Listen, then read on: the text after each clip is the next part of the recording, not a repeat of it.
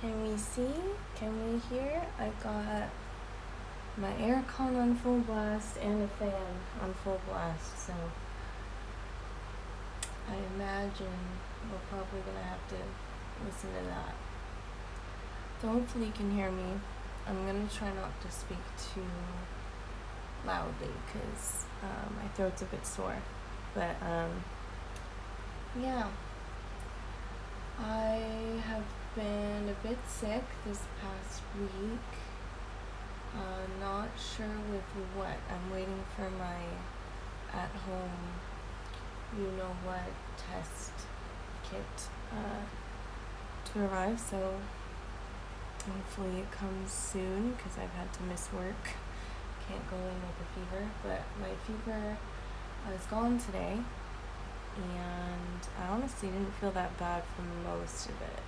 The first day was pretty bad, second day some things were bad, and then I was just like, I just want to go back to work.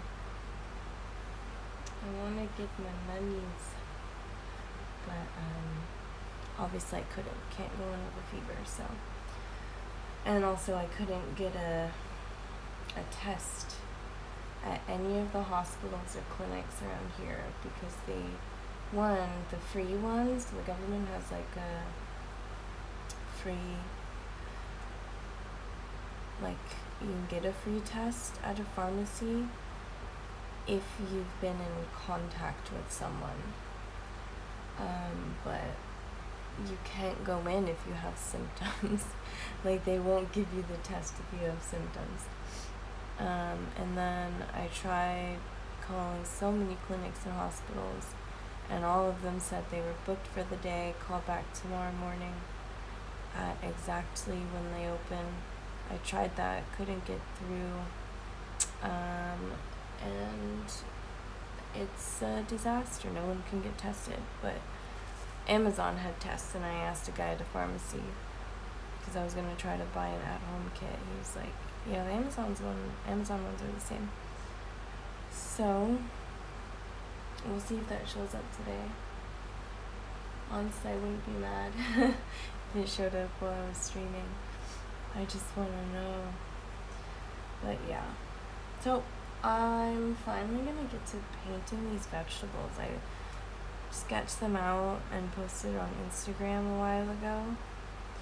And I just really want to paint them. I haven't had the energy to paint anything until yesterday. And now I want to paint again. So I'm going to go turnip, carrot, bell pepper, tomato. That's the plan. So I have my iPad right here with the turnip on it. These are all copyright-free images, by the way. So hopefully I can get these done, then turn them into stickers, and that'll be fun. We'll have a die-cut sticker set, and hopefully a sticker sheet as well, just like my fruit sticker sheet. Honestly, I haven't had, I've gotten some not from Etsy orders from people I know, like friends, 2 people, but I haven't gotten a single order from Etsy in ages, so obviously Instagram hates me. I think Instagram hates everyone, but especially if you don't already have a following, it's just impossible. Like my pear painting video, my reel, has gotten a lot of likes and a lot of views, and then most of my other stuff just hasn't gotten any views. So obviously it's the algorithm isn't pushing it out. So basically the struggle is very real. It's very hard to get exposure and grow an audience on Instagram, so I don't really know what else to do, except I did start paying for Etsy ads at a very low budget because I can't afford anything significant, but I don't know if it was a coincidence, but I actually got another favorite today. Not an order, but a favorite, so, but it's better than nothing. It means someone saw my shop at least, or at least a listing on my shop. So we're trying our best. Anyways, let's get started on this turnip. I got a mix of white. I want a new palette. Well, okay, so in terms of palette, not paint palette, but palette. Today I'm gonna use palette paper, which I usually only use with acrylic, like acrylic wash or just acrylic paint. And I use my plastic palettes for wash because it's easy to clean. But I don't want to wash my palettes today, so I'm just going to use this. And I'll probably need a decent amount of white, but I don't want to waste any. Now, I think this yellow ochre is probably our best bet here, so let's get this needs to be like a really, really light color. Like the slightest bit of a yellowy, browny tone.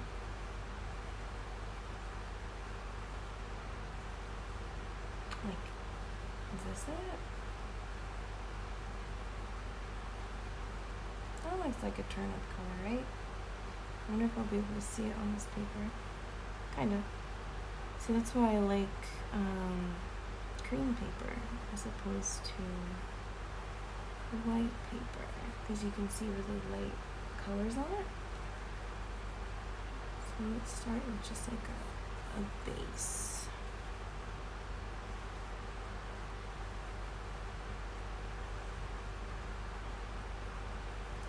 I was considering making a coffee, but I don't have space on my desk. Where would I put it? I don't know where to put it. Okay, so let's do a little more yellow ochre. And then I feel like it's a little bit cooler than this. So I don't want it too dark. Let's do just like the tiniest bit of blue. Mix it in here.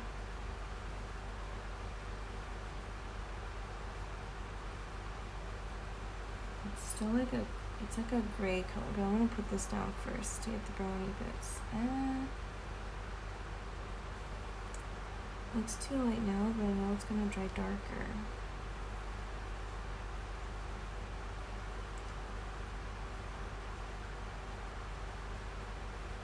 My electricity bill is gonna be so high. I know everyone's electricity bill is probably high right now, or most people's, but especially with all the stuff I have plugged in right now, it's gonna be really, really high. Okay, I don't know what to do, because this is like a gray color, but I don't want it's black. So maybe I'll just use, this is my palette, because this stuff, it's hard to pick up now that it's so dry. I can reconstitute it. I can, but how's that? Probably hard to see if it's in the shadow. But yeah, I want a new palette. I don't know, even if it's just another one of these ones. Honestly, I don't want to jinx it. I don't see any mold. I've heard people complain about mold, and I get a lot of mold. Like, Tokyo gets a lot of mold, but not my palette. Because I know because I'm using the jelly wash, the Mia Himi jelly wash, and I know it has antifungal agents in it, so I wonder, like, why people were getting a lot of molds.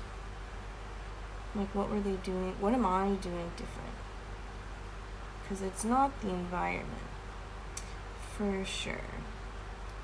Because Tokyo is mold city. I also look very swollen. I did put on like gloves earlier just before the stream, but I don't know. It's hot. It's hot. How's this? I want to burn this out a little bit. With this fan blowing, it's definitely drying this stuff out. That's the problem. I expected that. At least it's not acrylic. At least it's gouache. And I can definitely just wet it again. What is that? Because this is like light at the bottom, but there's a shadow here. How's that? Let's blend it out a little before this water gets too dirty. I'll use it as my blending out water. Just gonna clean my brush, and we're just gonna use straight up water, just a little bit.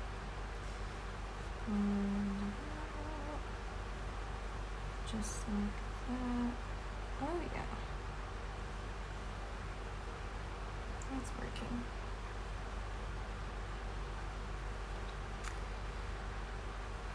There was more of a shadow here.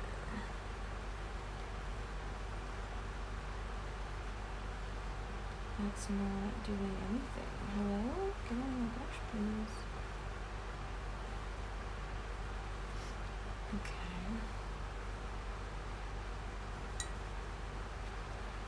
I feel like it's a little darker here.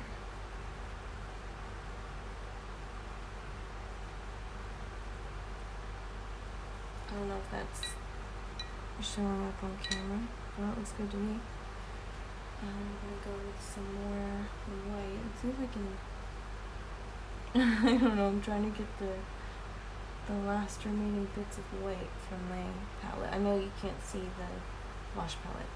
You can only see this, but I don't like. You can kind of see the green, but I have a tiny, tiny, tiny little bit of white left. I don't think my brush is really picking up though. Just for the highlight here. And then it's much lighter down here and right here. Okay, I want that a little more opaque. Let's do fresh line gouache. A little bit of this. Oh yeah.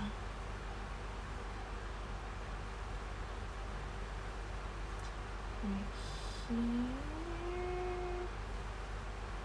and it's also quite, like, it's doing this thing, and the very edges here are quite bright.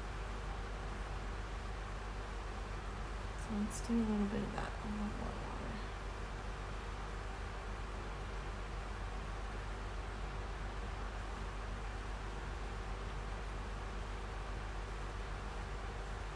There's pencil marks left. By the time I go to like scan this and stuff, I'm just gonna open it up on Procreate, and I like to use, just from the default brushes, what's it called? The stucco brush. To sort of, I'm gonna erase around the outside, but I can, like here, right here, I don't think I'll do another layer because I like that color, but I can just color pick on Procreate and sort of cover up, clean it up a bit. That looks good to me as far as the radish goes. Should we start on the green? Yeah. Oh, I shouldn't use that water anymore, should I? Need a bit more.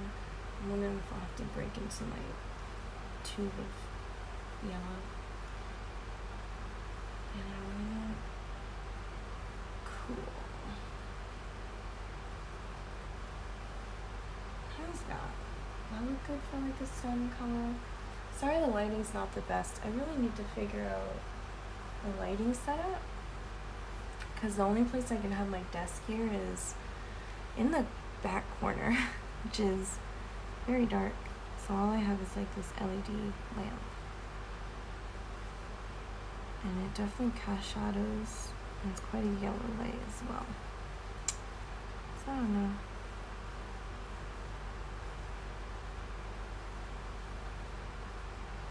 Oh, I tried my best to like really define these leaves and like each edge with pencil. But I'm kind of getting lost. I don't know what's supposed to be what. There's like another little bit here, I guess. And a really tiny bit here. I'm just gonna say that's what it looks like.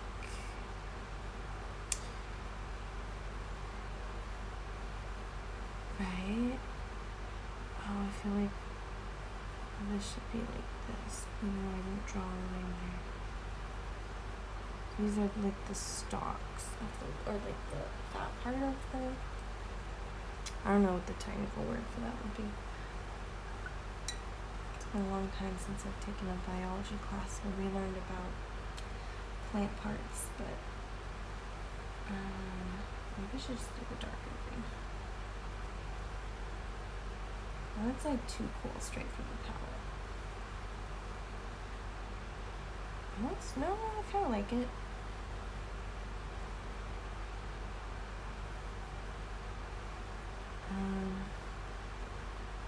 I'm just gonna go for it. I don't really know what's what.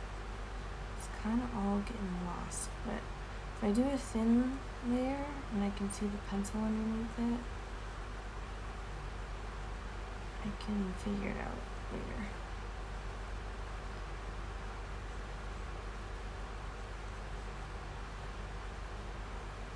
There's some threat protection. No thanks, Lenovo.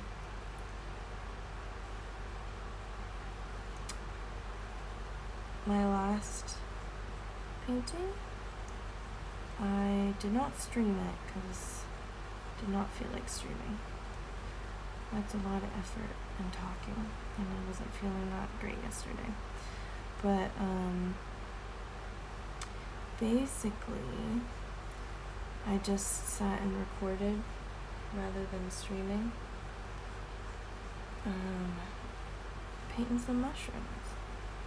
And I like the mushrooms. So I made stickers and put it on my laptop. Actually, I hate eating mushrooms. I do not like the taste of most mushrooms, but, and I know mushroom fanatics hate when people say that. Maybe someday I will like mushrooms if they're prepared in a way that I like, but for now, the only mushrooms that I've eaten and enjoyed were in Vietnamese spring rolls, and I think they're woodier mushrooms. I don't know if Vietnam has like different woodier mushrooms than, like if different places have different mushrooms that are technically all woodier, but I like them. I like Vietnamese spring rolls. So maybe I should paint some of those. I just like how mushrooms look mostly. Aesthetically. Also, they're very important to their ecosystem, so I think I'm allowed to like, oh, I keep using the dirty water. I shouldn't use the dirty water. Yeah, that is a bulldog soup bit.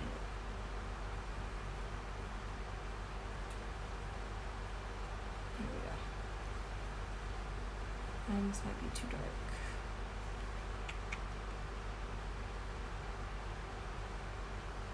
I think, anyways, mushrooms.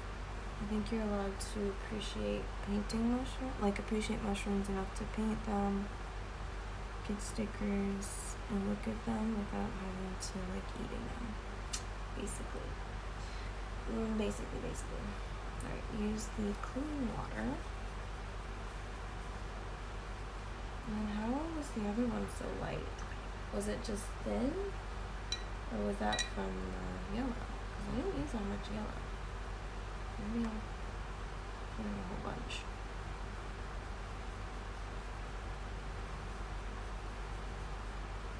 That's very yellow.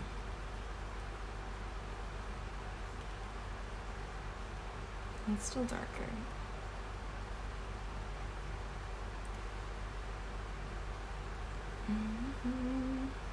Rule number 1 of gouache, don't try to color match what you've already painted. Just go with it. You gotta give up, make a new color, blend it in. Oh, that looks like a stock, but it did not. Is stock the right word? It might not be the right word. I'm not doing this exactly the same as the reference image. Like, I think the leaves are definitely pointier, like on the edges, than what I'm doing. Also, there are, I'm pretty sure, more gaps than what I'm leaving, but I don't want too many gaps because this will be a sticker.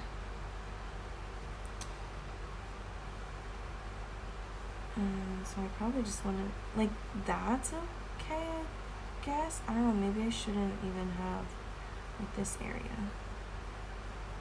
Let's do a little darker here.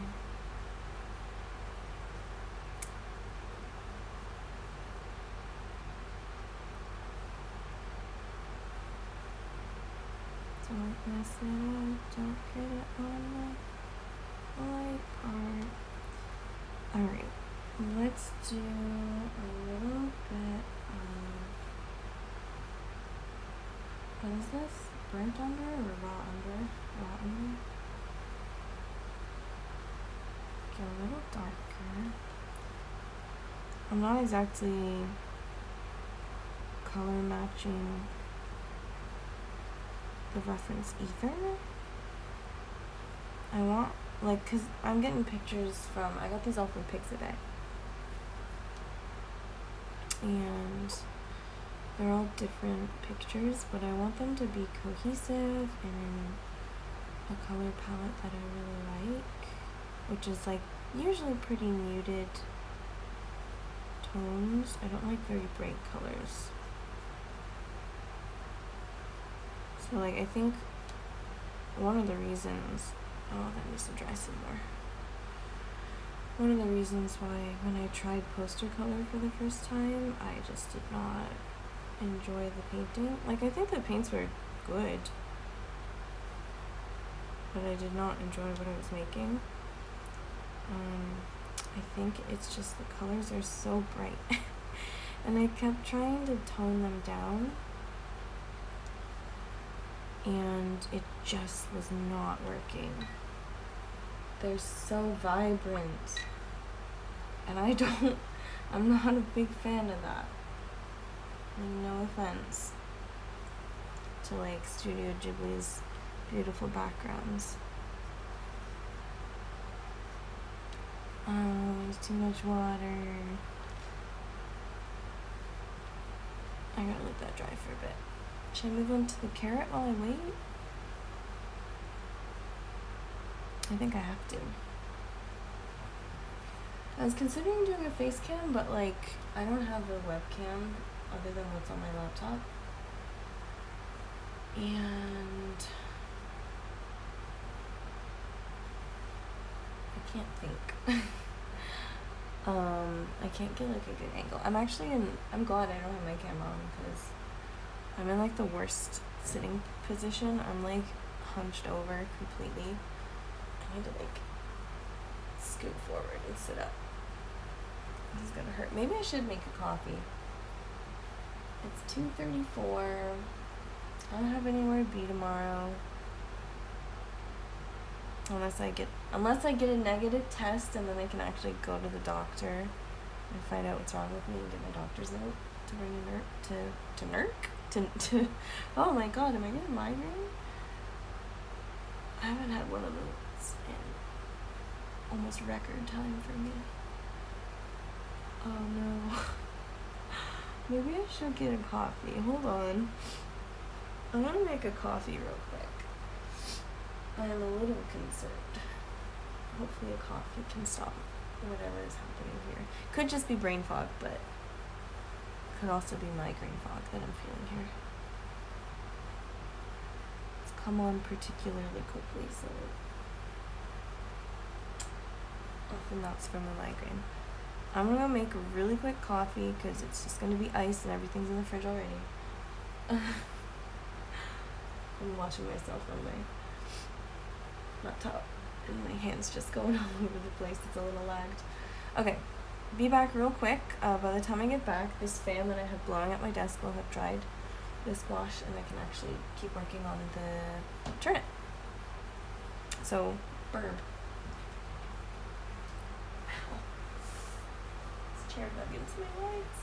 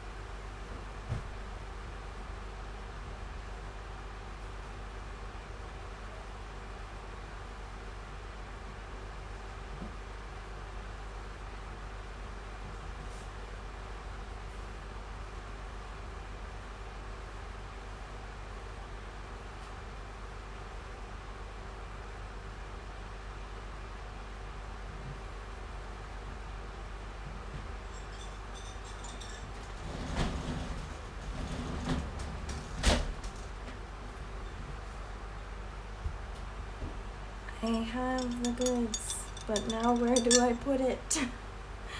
My desk is full. Tastes alright.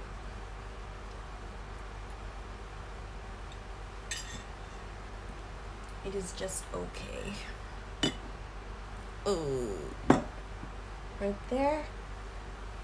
If it's squeezed right there, then I can't knock it over.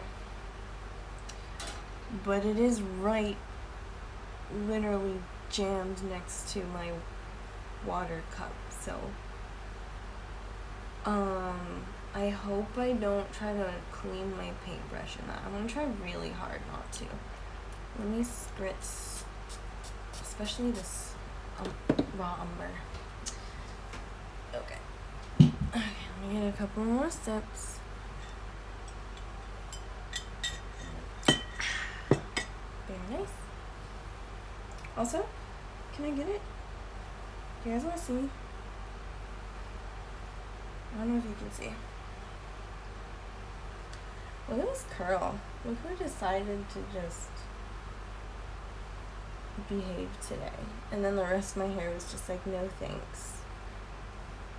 This is like the one good curl. Everything else is just like frizzy. Anyways, this looks kind of almost dry, but this part looks, probably go over it. Probably fine. Let me do a little more. Oh yeah, glad I spritzed that. On this, we can get some of those, a bit more contrast here. Don't want too much water. Yeah. See, that's the stuff. Contrast, but it's probably gonna dry later. I'm gonna have to go back in after. Guarantee you. It's the struggle of gouache. Let's do a bit of that. Sort of I could probably leave the pencil marks, honestly, because I think I'll probably use some colored pencil after anyway, right on top of them. So, and basically right now, so this was super dark, but now I have not a lot of color left. So it's the same sort of tone, but it's a lot less. So sometimes I like to do that where I'll start with the dark color and then move on to other places as I have less and less paint on my brush. And then I can try and blend this out as well. Yeah. So now it's just like a slightly damp brush. And just a tiny bit of pigment on it. Okay, let's go back in. Try to deepen this up a bit. I like this brown green color. I almost never go for just like straight up green.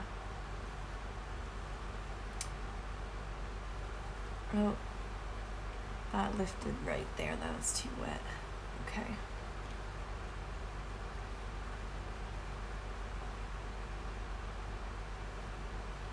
Not some of the yet, and then there's a little bit more.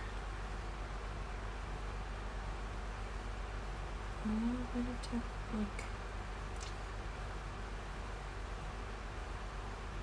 So it looks like the light is coming from straight on, but also here. So clearly they've taken this in like a nice setup in like a white box. And so it's reflecting light. I think the bulb is definitely on top, but it's also reflecting light from the sides. So most of the light is coming straight down, but some of it is coming this way. I'm guessing because maybe the front, I'm only guessing, but maybe the front here was open, right? So maybe there's just more light bouncing off here. So I don't want to do any shadows up on the top here, but I do have to get where these things are casting shadows. And then I'll go back over with lighter colors. I might just go around these veins a bit, just really, don't use the dirty water. Just really super lightly, just so it sort of looks like an indentation. And then when that dries, I can go over with a very light color to do the actual veins. Because when you have veins of the leaf, they're raised, so there's a very slight shadow underneath each of them. So it's going to be a very small sticker, so I don't need to do every single vein, but a little bit. I'll do a little bit. How's that? How do you think it so far? And I'm definitely, once that's dry, I'm going to go over a colored pencil. Again, we have to let it dry a little bit before I can put on the lighter color. So maybe, since I've already got the, I was going to go straight to the carrot though. Should I do this first?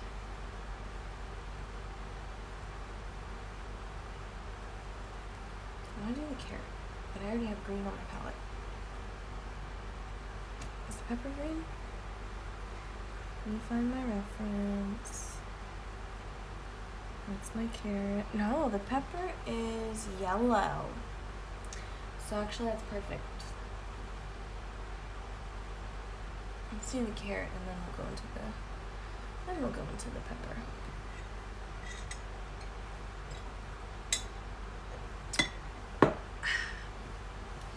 Normally I would put like a little bit of something in there. We don't have flavored creamers or coffee syrups. Well, there are flavored coffee syrups that you can get in Japan. But like this, you have to go to like an international soup, like Kaldi or something, or Seijo Ishii has like the what's that called? Starts with an M. Morin or something, brand of coffee syrups. But honestly, I've tried them. They're expensive, so I don't usually get them. But I don't really taste anything. It's just sugar. I've tried vanilla. I don't think I've tried caramel. But yeah, no flavored coffee creamers here. And then mostly at like the supermarkets and stuff. I went to the supermarket today. I had to. I know I'm sick and I don't know if it's the bad thing yet, but I had to because all week I've only gone once to the convenience store and I needed fresh food. I wish I could live off of ramen. I don't think anyone can live comfortably like that, to be honest. Oh no, this yellow. Look how chunky that is. Please. Oh, don't use the dirty water. But yeah, so this is fresh in my mind because I was just looking for coffee today at the supermarket. But you can, if you want to make like flavored coffee at home, you can of course get like flavored coffee beans or go to Caldi or something. Where I love Caldi's hazelnut instant coffee. I don't like American coffee, and I thought it was weird at first, but I guess a lot of people don't really like American coffee. Oh, that's like the perfect color for this. I was making the carrot color, but it's the perfect one for the pepper. Oh, I'm using the dirty water. Why am I using the dirty? At least it's not my coffee. I mean, I've seen people. Oh, hello. Sorry if I'm not looking right at chat while I'm mixing. But I've seen people paint with coffee. I don't think I'm gonna do that today. This is the perfect pepper color, so you know what? I'm gonna paint the pepper first. Sorry, carrot. Going out of order. No, I can still see. I wanna do it thin enough so I can see the pencil. Just a bit. That's like the perfect color. And then I will turn this into the carrot. Turn the color into the carrot. I really like this pepper sketch. I hope we don't ruin it. How do you draw that? I can't even draw a circle. Well, you can watch me draw it on my Instagram. I did post a reel. I just have, I had my iPad out with this reference picture. And I drew it. My Instagram is, I think I have my linktree in my bio or something. But it's, is it different from this one? I think it's just EmilyConstantlyArt on Instagram. So I do have a reel, you can watch me draw it. And maybe then you can learn how to draw a pepper. But it's just basic shapes. I never try to keep anything perfect. Like, I can't draw a perfect circle. Very few things in nature are actually perfect circles, so I'm not that mad about it. But like this kind of I draw a lot of pumpkins because I love pumpkins, but this pepper kind of reminded me of a pumpkin. So I did it in parts. So like, I did this, and then, maybe not in that exact order, but I split it into different shapes. Because that's the thing, drawing with a pencil is actually really difficult. Because nothing is, unless it's man-made, of course, like lines on a street or something, nothing is actually made of lines. They're all made of shapes, everything. So drawing like with a pencil or a marker or something is really difficult because you're drawing with lines, not shapes. Whereas with paint, I can make this shape. I'm like, oh, this looks like a blob here. Let me paint a blob here. So drawing's difficult. It's surprising. It's not surprising because it is like easy to access. Pencil and paper, like that's like the easiest art supply to access. So most people when they start, I mean pretty much everyone when they start with art, they start with drawing lines. But it's really hard to, when you do that for a long time, especially if you're used to writing the alphabet and stuff, it's hard to convince your brain that you shouldn't be thinking like that you shouldn't be thinking in terms of lines, especially with a material like that. But I think that's why I came to enjoy painting so much. Once I basically just drew, like, when I first started with digital art, I would just draw and then do line art and then fill it in.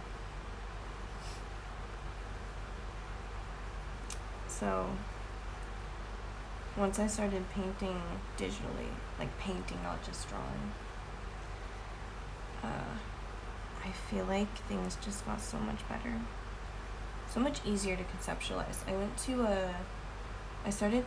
taking art classes in high school, but I started taking a summer college class, art class, and that just, at that time, I think it was right after my freshman year of high school, so it was when I was still doing physical therapy for my tendinitis, so I was still in a brace, or a splint at that point, not a brace, I was in a splint. So the teacher actually had me draw with my left hand. I'm right-handed, clearly, I'm right-handed. And that just, honestly, I was surprised how well, because we did mostly, I think, in that section of the class, we were doing charcoal drawings of, like, flowers and stuff, oh, I'm gonna have to clean that up, and I should be looking at the paper when I lay down paint. But I was looking at chat, just in case I missed something. But yeah, we were doing like charcoal drawings, and I like charcoal as opposed to pencil because you can do very thin things with charcoal, of course, but I think it really encourages you more to think in terms of shape because you can smudge it easily and whatnot. To, like, if I lay down charcoal, I can then go like this and I'm making a blob, like a shape. So, yeah, as I was saying, my hand was in a splint, so my professor had me draw a bit. We did like a flower arrangement with charcoal with my left hand, and I was very shocked with how much I liked it. It was good. It wasn't bad. It wasn't a bad drawing. Like, I can't write my name with my left hand. You, like, probably couldn't read it. But it was, like, not much different from how I would have drawn with my right hand. So, I think my point is we're trained from such a young age to use, like, a pen and paper a certain way. And when a lot of people start making art, it's really hard because very few things that aren't made by man consist solely of lines, like letters and symbols and things like that. So, I mean, that's what I did for such a long time, was just like lines, which is fine. It's okay to do, like, to draw line art and then, like, not do everything painterly or whatever. And vector art is cool. But, like, even when you do that, you're not thinking about the lines unless you're doing, you know, like a geometric pattern or something. But even geometric patterns, like, they form shapes. Our brains just don't think in terms of lines that often, I think. Actually, I'm pretty sure that's true. Like, I think I mentioned it in some previous video. Maybe it was a live stream, but I used to get so, well, maybe not upset, but like so confused as to why I always preferred my sketches to like finished line art. Whenever I was in this time period, it was digital art exclusively that I was doing, and I was always so frustrated because like this would be really, I spent so much time on this line art and I still preferred the sketch. And then I read somewhere that, like, I think I must have Googled it because that's how frustrated I was. I was like, tell me why. Tell me why I feel this way. And so I must have Googled it, and I read somewhere that it's because our eyes don't really see things as lines, as like perfect lines. We see things moving all the time. So we never see like really stagnant images.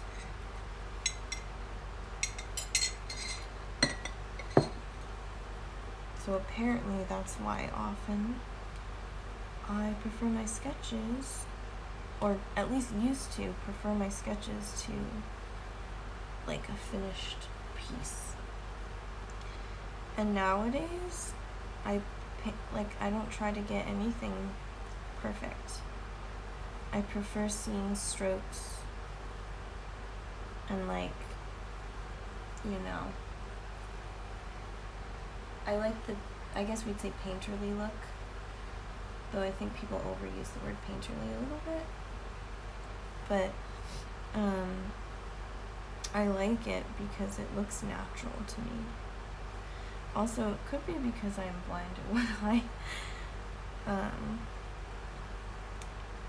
and it takes me a little extra time to process things like reading words and stuff. Like, I have pretty good vision in my good eye, but like it takes extra work for your brain to process things with only one eye, even if it does eventually get used to it. So I've always just felt a lot of strain looking at very hard images, like hard lines and stuff. So I just prefer this, like, not perfect. Because nothing's really perfect, right? Very few things. Like, I guess fractals, like snowflakes and stuff like that, look pretty perfect, but from a distance, even snowflakes don't look that perfect. Like, once you combine them all into snow. I'm just trying to, and again, this doesn't look exactly like the reference. I'm just trying to add a bit more contrast here. I gotta wait for some places, this should be dry, yeah. Some places to dry a little first. I'm just putting, there's a lot of light on this top corner, so I don't want to put too much there. Just a little bit.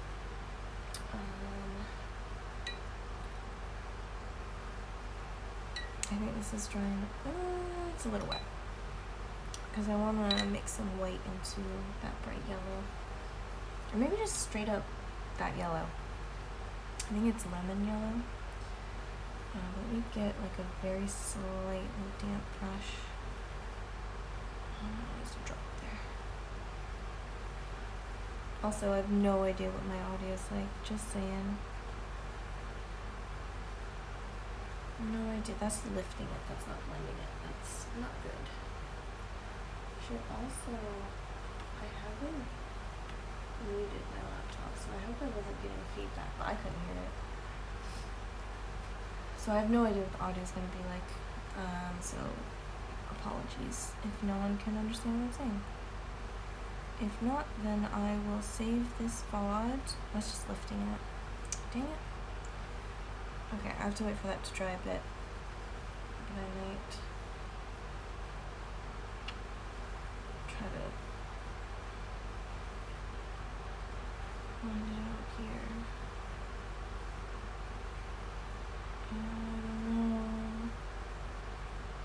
I wonder if this is the paint problem and not a me problem.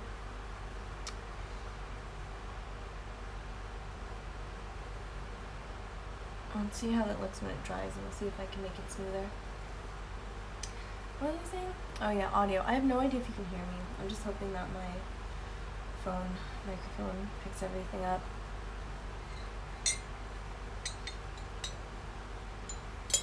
Because I am streaming from my phone.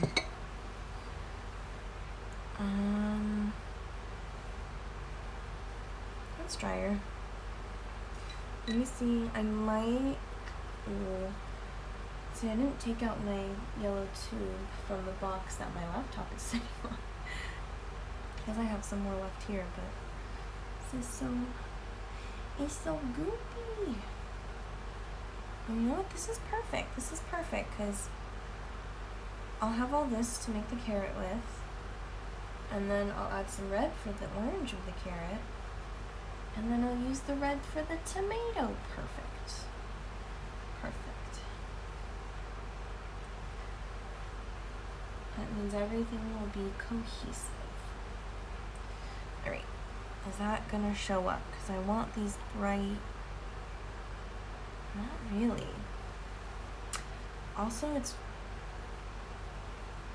really weird looking. Okay, I think what I'm gonna do, it's like not the same, well, as it dries it looks a little better. It was like not the same tone.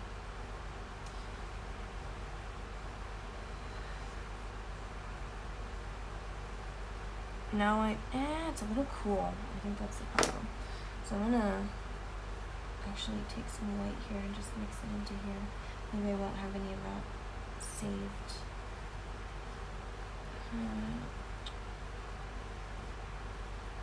That's too much white, I think. Shoot. I don't like how that's looking.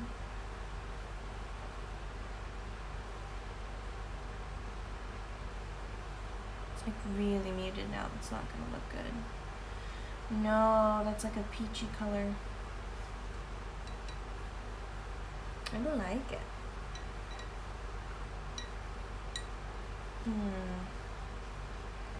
Maybe if I take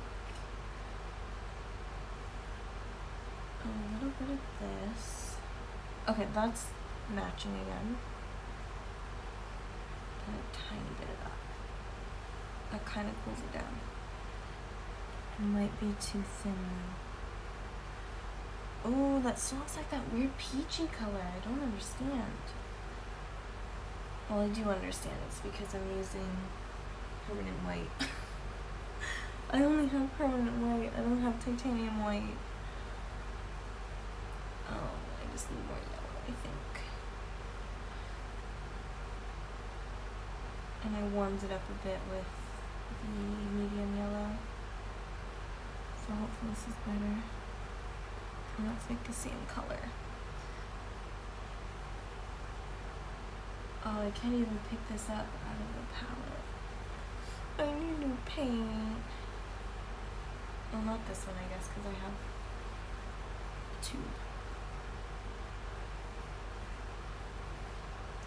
The problem is I need it nice and opaque because it's a highlight. I'm trying to do the highlights here, by the way. I'm trying to do the highlights. Is that a mistake? Using that white? Hopefully not. It's drying too dark. I wonder if I should just go in with the white. Like maybe if I really thin out the white.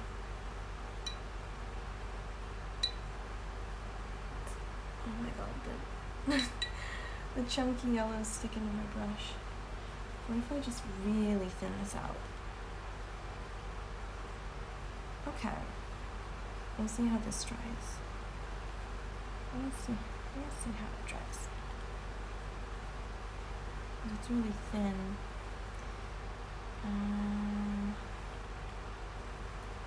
Let's put it's a bit here.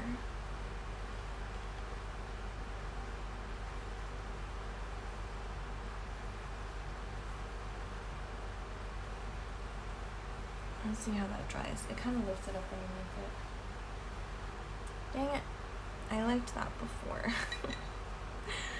I liked it before. Maybe I should try more of this. I gotta leave it because it's Oh! Oh, drop on the page. Water drop on the page. Good thing it missed the tomato. It's just lifting it up, so I'm gonna leave it. You probably can't even tell because it's glaring on the camera.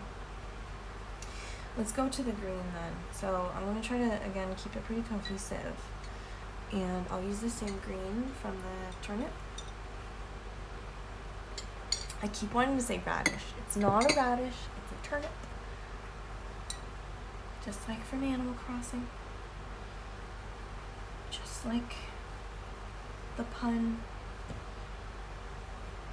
We say stonks in English, but in Japanese it's kabu, which means turnip and stalks. Which is why you use turnips in Animal Crossing as stalks. Almost used the dirty water again. I'm going to use this yellow that I didn't use before. Make a very similar mix to the radish. Just as a base here. Very light base. Probably have to clean up a lot of these lines later and Procreate.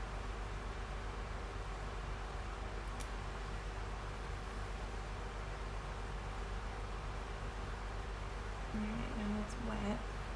This is still wet.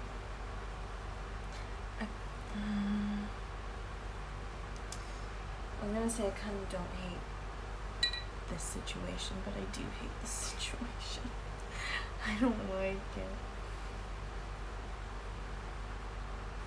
I can't touch it though, it's still wet. Alright, let's get a bit darker.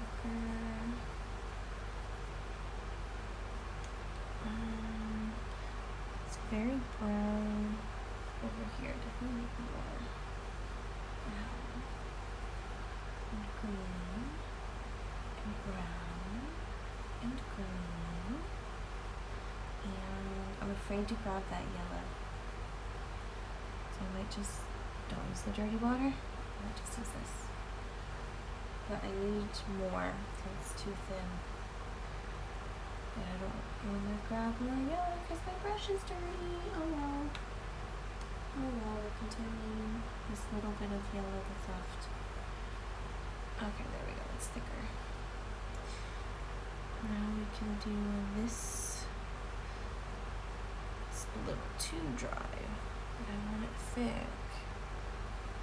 So that's the problem with this jelly gouache after a while. Every time you reconstitute it, it goes on sort of thinner. So that means either I have to have it really dry and thick, and you get like, you can't get it smooth, it's like this sort of dry brushing texture, or it's really thin, which obviously you can see through. Making a little bit of brown here just for the edge here. That's super brown. And I think I'll mix it out with this because it's a really light brown actually. Like a very greeny brown. There we go. I like that. But again, I'm getting that like dry brush texture. Let's go back here and dry it out a little bit because of my fan. I'm not mad, I'm just disappointed. I thought maybe a little brighter. I'm gonna start doing sort of this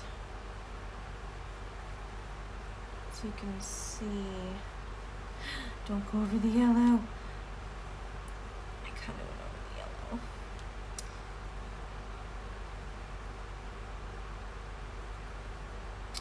No, I need it lighter.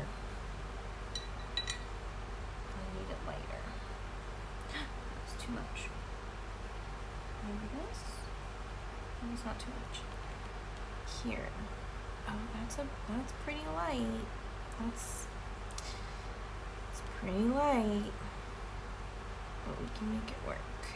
Because we do have some pretty light bits around. But I need it here so you can see the shadow behind it. You can see that this is in the front, that's in the back.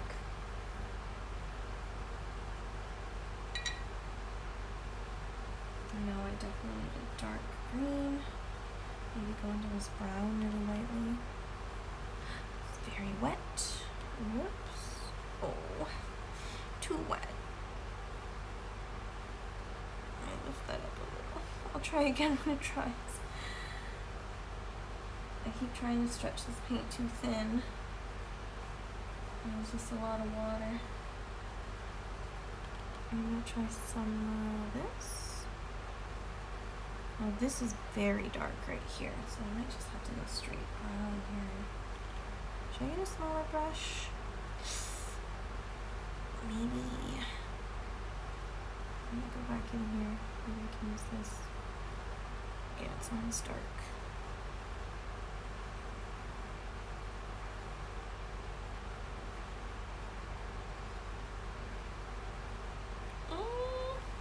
I need more green. I don't even know if you can see what I'm doing, but I'm gonna try and clean it up later with a colored pencil. Any of these small, tiny bits. Okay, that looks better. Okay, what's next?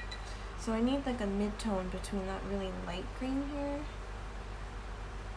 and the green I already have. So maybe this one. That's too low.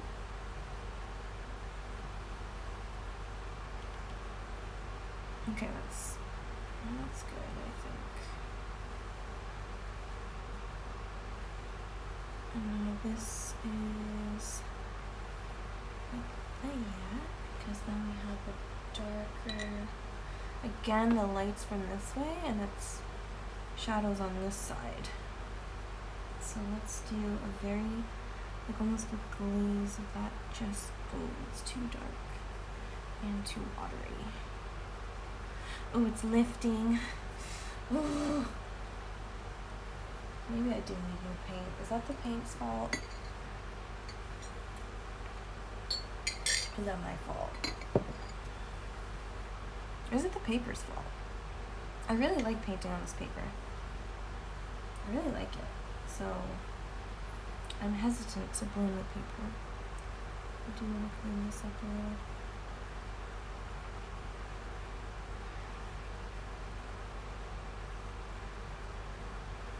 Okay, is it maybe time to try the highlight again? In this not weird peachy color? What if I try this solid white? I mean, some people like to let their gouache palettes dry, right? Like watercolor palettes. So that's okay. That's okay. I don't mind, especially when you have such a small image for a sticker. It's better to have more contrast than like what I'm seeing in the reference, which I wanted this originally to be like a bright yellow, but having it as a white I think is probably better because you'll see it.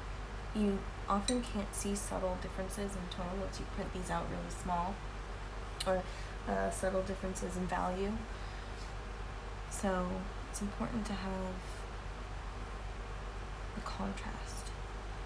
So maybe I should do more white up here, but I'm gonna try to go back and really get the water off my brush here. Oh, that was too much. Too much. I did not expect to be able to pick up that much. I broke through the surface of the crusty brown and got to the actual goopy stuff. Alright, so I'm gonna start. It's definitely a little less saturated than the reference, but that's how I'm doing all of my colors today. So this is just more in shadow because it kind of curls around here. You have like a shadow here.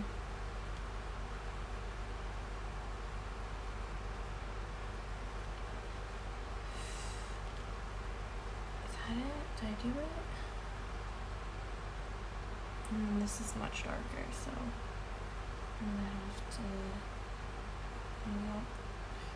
I don't want too much water. Yes, I used the dirty water again. But I need this darker.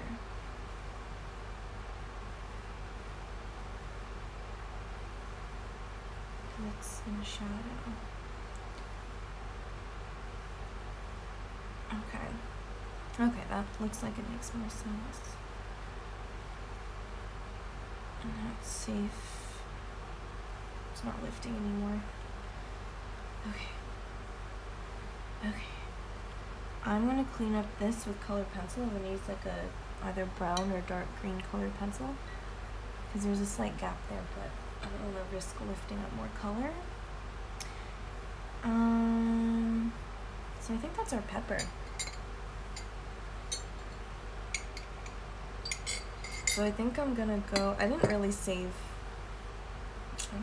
much of this yellow for the carrot, but I guess we'll go to the carrot now. Is it carrot time? Mailbox raid? Raid? That's really... Hello! Hello, I've never been raided before. Thank you. I hope I caught that in time. I hope it's not lagging. Oh, hi. I love lurkers. That's fine. I'm a lurker. Very rarely do I ever participate in chat or anything. I am. Today is a traditional day. Done a lot of digital recently, but that destroys my hand a little bit more than traditional, so. Plus, I just wanted some gouache today. We're doing vegetables. I'm planning to make these into stickers.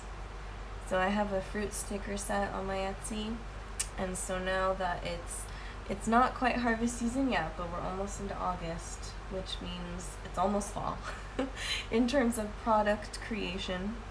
So I think this would be good for like a fall sticker set or sticker sheet. I'm gonna plan to make both a sticker sheet and a sticker set. So yeah, we're working on these veggies. I do live in Japan, and it's very hot here right now, but I heard it's hot everywhere at the moment. I'm in Tokyo now. I've lived in Tokyo since 2017. I went to school in Kyoto. Oh, I knocked my little thing while trying to change my reference. Sorry. So yeah. Let's see. Should we get started on the carrot? I think it's carrot time. I think I'll go and start with, because I have so much green here, I'm gonna work up here and then possibly go, I don't know how much more I want to do with the radish in paint. I might go over with colored pencil. So I think I might, once I start doing the highlights for the carrot, I will use, actually we have a nice highlight color here. So why don't we get that going? Because like these are in really sharp sunlight, so was it hard adjusting from, sorry if there's some lag by the way, my internet is not very fast. So my stream manager is a little behind, so I hope you weren't waiting a long time for my answer. Was it hard adjusting from US to Japan? That's a hard question, actually. You'd think it's just a simple yes or no. Some things were, I guess. Some things weren't. I mostly knew what to expect because my major was East Asian Studies Japan tract. So before I came to study abroad, I talked to people. I speak Japanese. I can't imagine moving to Japan and not knowing any Japanese, even living in Tokyo. That would be That's a lot. That's a lot. It's like shocking to me that so many people do that. But I guess it's possible. Like, I don't know, people ask me, like, I have to go to the doctor, right? And it's hard enough going to the doctor in English. PewDiePie did that. A lot of people do that. It's cool. It's not like a bad thing, but like, I wouldn't recommend it. You can end up in like, let me get my radish back out while I let that dry, because I have the highlight. Get my radish back out. Like, I have a radish in front of me. I wish I almost picked one up at the, I keep saying radish. It's a turnip. Why does my brain keep saying radish? Because I almost bought a radish at the supermarket. Right. Anyways, I would not recommend at all moving to a country where you don't speak any of the language. And it's hard to learn a language for sure. Maybe I should use a smaller brush. Let me grab a smaller brush. If you end up in like some sort of medical emergency, like I have a lot of health issues, and if you can't describe like basic symptoms, like if you don't know how to say I'm having trouble breathing, or I'm allergic to this steroid, or like if you don't know how to say I'm allergic to this plant, or so many other things, or like this doctor already treated me this way, like that's a problem. And you don't have to know like medical Japanese to be able to explain basic symptoms like I'm dizzy, or whenever I do this, this happens. There are a lot of English speaking doctors, particularly in a place like Tokyo, but you cannot expect everyone to speak English. Like compared to most other countries, Japan has a very, very poor English literacy rate. Like people just don't learn it well enough, even though you study it in school. People just don't learn English well enough to communicate. And of course many doctors are very smart, but you just can't expect, especially even just like nurses and stuff. Like if you're getting checked in and someone's doing your vitals and stuff in the emergency room, you cannot expect them to be able to like speak any decent amount of English with you, even in Tokyo. So, and it just limits your options so much. Like for most things, like my dentist, I went and found an English speaking dentist because, you know, I want to make sure, even though I can speak Japanese, I just want to make sure that I kind of know what's going on. So like if you don't know, for example, a word of like a name of a disease or something, or a condition, if you don't know it in English, it's hard enough. And then when you don't know Japanese, for example, and then the doctor's trying to explain it, like that's your only option. If you don't know it in English, how do you know if you can't understand any explanation in Japanese? So like, I just wouldn't bank on people. There's such a poor misconception that for a lot of native English speakers think that wherever they go, people are gonna speak English because it's a universal language. But that's just not a good way to think, because that's not true. I want to learn Japanese and visit Japan someday. Is it hard for your family to be anyway? I know my mom keeps asking when I'm gonna come back. I don't have any plans so far. I don't know what's gonna happen. All I know is that I don't have health insurance in the US, and Japanese national health insurance is the only reason I can get all of my medications and treatment, because like I said, I have a lot of health issues. So like, I know my mom really wants me to go back, but that's not feasible. I do, not that Japan's a perfect country, but like neither's the US where I'm from. And like this is what's working for me.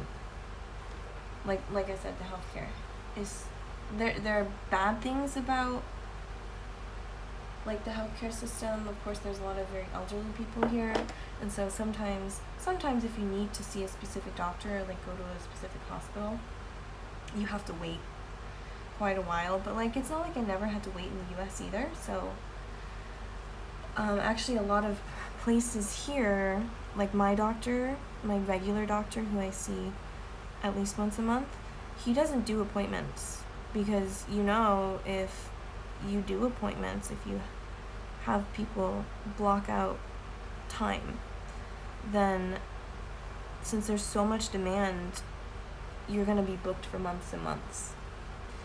So he doesn't do appointments. You have to come in and then they'll tell you how long you have to wait. And sometimes it's like an hour, because I go on he's not open much on the weekends anyway. But like I go during the day when most people are at work. And so sometimes it's like an hour, but sometimes they're like, okay, come back in 3 hours. And that's fine for me. I'll just go do some shopping or whatever. I usually plan on it. Like I go before I eat lunch, and then I go grab lunch, do some shopping, and I'll be back in time to see him.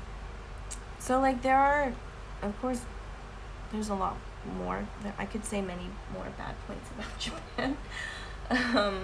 Yeah, that's what I'm saying. Like people are like, there's so many people in the US, I hate how this is a political issue, because I don't feel it should be just like a political issue. Because this is like a people issue, like everyone deals with this issue. But I hate how people are like, socialized healthcare means you're gonna have to wait forever. People in Canada have to wait so long. People in the UK have to wait so long. I had to wait ages in the US too, even with an appointment. It's not that different. The only difference is now I get treatment that I can afford. I don't understand it, why it's so controversial. Like, I have to pay taxes. Japan has a lot of taxes, and pension and stuff like that. It's so expensive, and sometimes it's painful. But like, I definitely earn it back in what I've saved having to pay out of pocket for healthcare alone, let alone like the wonderful train system and bus system and the great roads and sidewalks and parks and everything that my residence tax pays for. I would not say Japan is technically more affordable, but if you have health conditions like me, then you might be saving money. Especially in a place like Tokyo. But like eating out, inflation, I don't know, it might be different, but like since moving here, eating out so cheap. Food prepared by a chef is so cheap. I don't save money by cooking I love cooking at home, so that's why I do it, but often I'm spending more money cooking at home than I am just going to Matsuya, like a beef bowl restaurant. You can keep asking me questions. I'll answer whatever questions you have, hopefully, if I have an answer.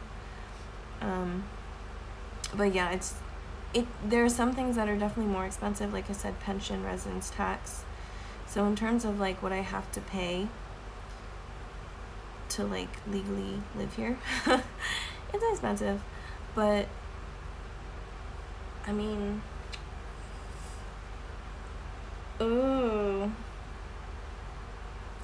so when I lived in Kyoto, so the Nintendo headquarters is in Kyoto, and my family knew I like Nintendo. I love Nintendo as well. If you look at any of my videos or art or anything, then I've been drawing a lot of Pokemon recently. But so the Nintendo headquarters is in Kyoto, and so my host family took me to the headquarters just to look at it. It was nighttime, of course everyone was home by then. There was no workers or anything, and that'd be really weird to go just walk into someone's job. But yeah, that was cool. It said Nintendo on the building. Yeah. Japan, so, I mean, obviously I live in Japan. Japan is great in a lot of ways. There are downsides though, so I don't want, like, like, the worst thing is if someone comes here expecting everything to be sunshine and rainbows, and, like, there to not be any bad things. Like, a lot of people recently I've heard talk about how people will just, like, fall, like, maybe have a medical emergency, they'll fall, and people will not help them. Let me finish my thought before I answer your question. There is a reason why people don't help others. One, because if you help someone who falls and you accidentally injure them more, you could be held liable. Whereas in other places there are Good Samaritan laws that will protect you from getting sued or something. In other places. I guess that would be a state thing in the US, I don't know. But, like, if you help someone and, like, they get hit by a car and then you try to move them and then you end up seriously hurting their spine or something, that's on you. But there's also a cultural thing, which I wouldn't say if necessarily that modern people really think about, but historically speaking, helping someone, especially in a life-threatening situation, like, if you help anyone with anything, or even just give someone a gift, gifting culture in Japan is huge. So even if you give your friend oh, I bought some chocolates, do you want some at lunch or something, they're gonna give you something back some other time, because it's really important to pay that back. And no one really thinks about it in terms of, like, debt to someone, but that's what it is. And so in terms of historically, in terms of, like, helping someone or saving a life, it was discouraged, or, like, there were, in some places you really just were not supposed to save someone's life unless they asked you to, because then they're in debt to you. So I don't think that's a very modern way of thinking. It's not necessarily what everyone thinks now. Sorry about my thing again. Trying to find my carrot. Where's my carrot? There it is. Yeah, it's not helping much because I took one carrot out of a bunch of carrots. I'm making this up. We're just going for it. But yeah, that's my point, is there are some things that are a big cultural shock. Like, and of course there's, like, yeah, I know, and I've heard stories from, like, other foreigners of, like, the only person who helped this old man who fell in the street when he was gonna get hit by traffic was the British person. Like, Japanese people didn't help, it was only the foreigner. I don't know. I don't know how I feel, because obviously I understand there's a reason why, but I don't know. It's not a black and white situation. But there's lots of other things. I don't want to just drag Japan. But, you know, like, the crime rate is supposedly so low, but there are so many crimes that just aren't reported, especially, like, against women and stuff, because people, it's unacceptable to, like, cause a fuss, you know? Yeah, because we're, like, raised to help people.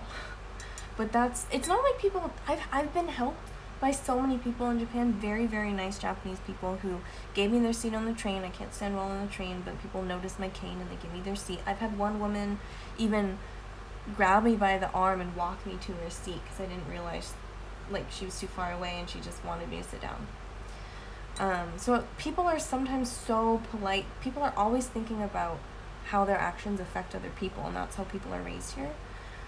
But there can also be negative extremes of that. So I just want, you know, we need to be realistic. Anyways, you said something about Super Nintendo World. I have not been, but I would love to go. Since the pandemic, I haven't gone, like, anywhere. I would love to go, though, and I really want to go to the Naruto in Fuji Park, the Naruto place. That'd be so good. I've been to USJ. I've been to, of course, I live in Tokyo, so Disneyland Tokyo, or Tokyo Disneyland. It's in Chiba. It's not in Tokyo, but they call it Tokyo Disneyland. But yeah.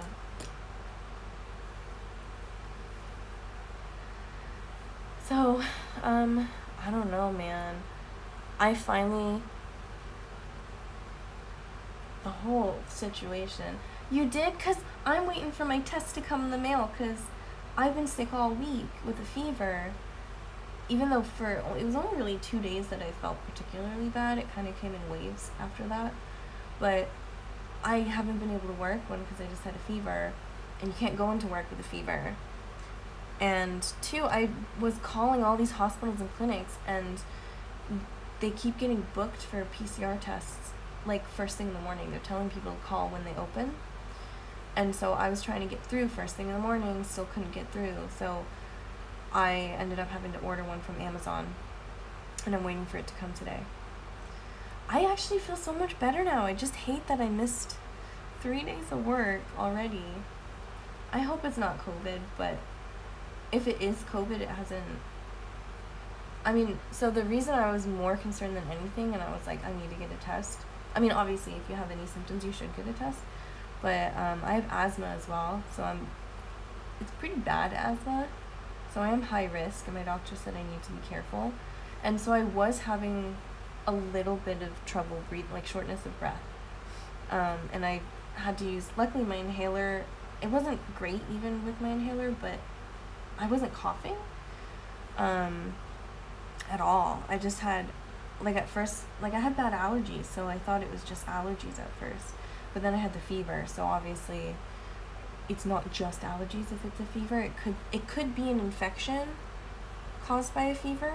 I mean, not a fever, caused by allergies, which happens to me all the time. I have Kussmaul disease in particular, and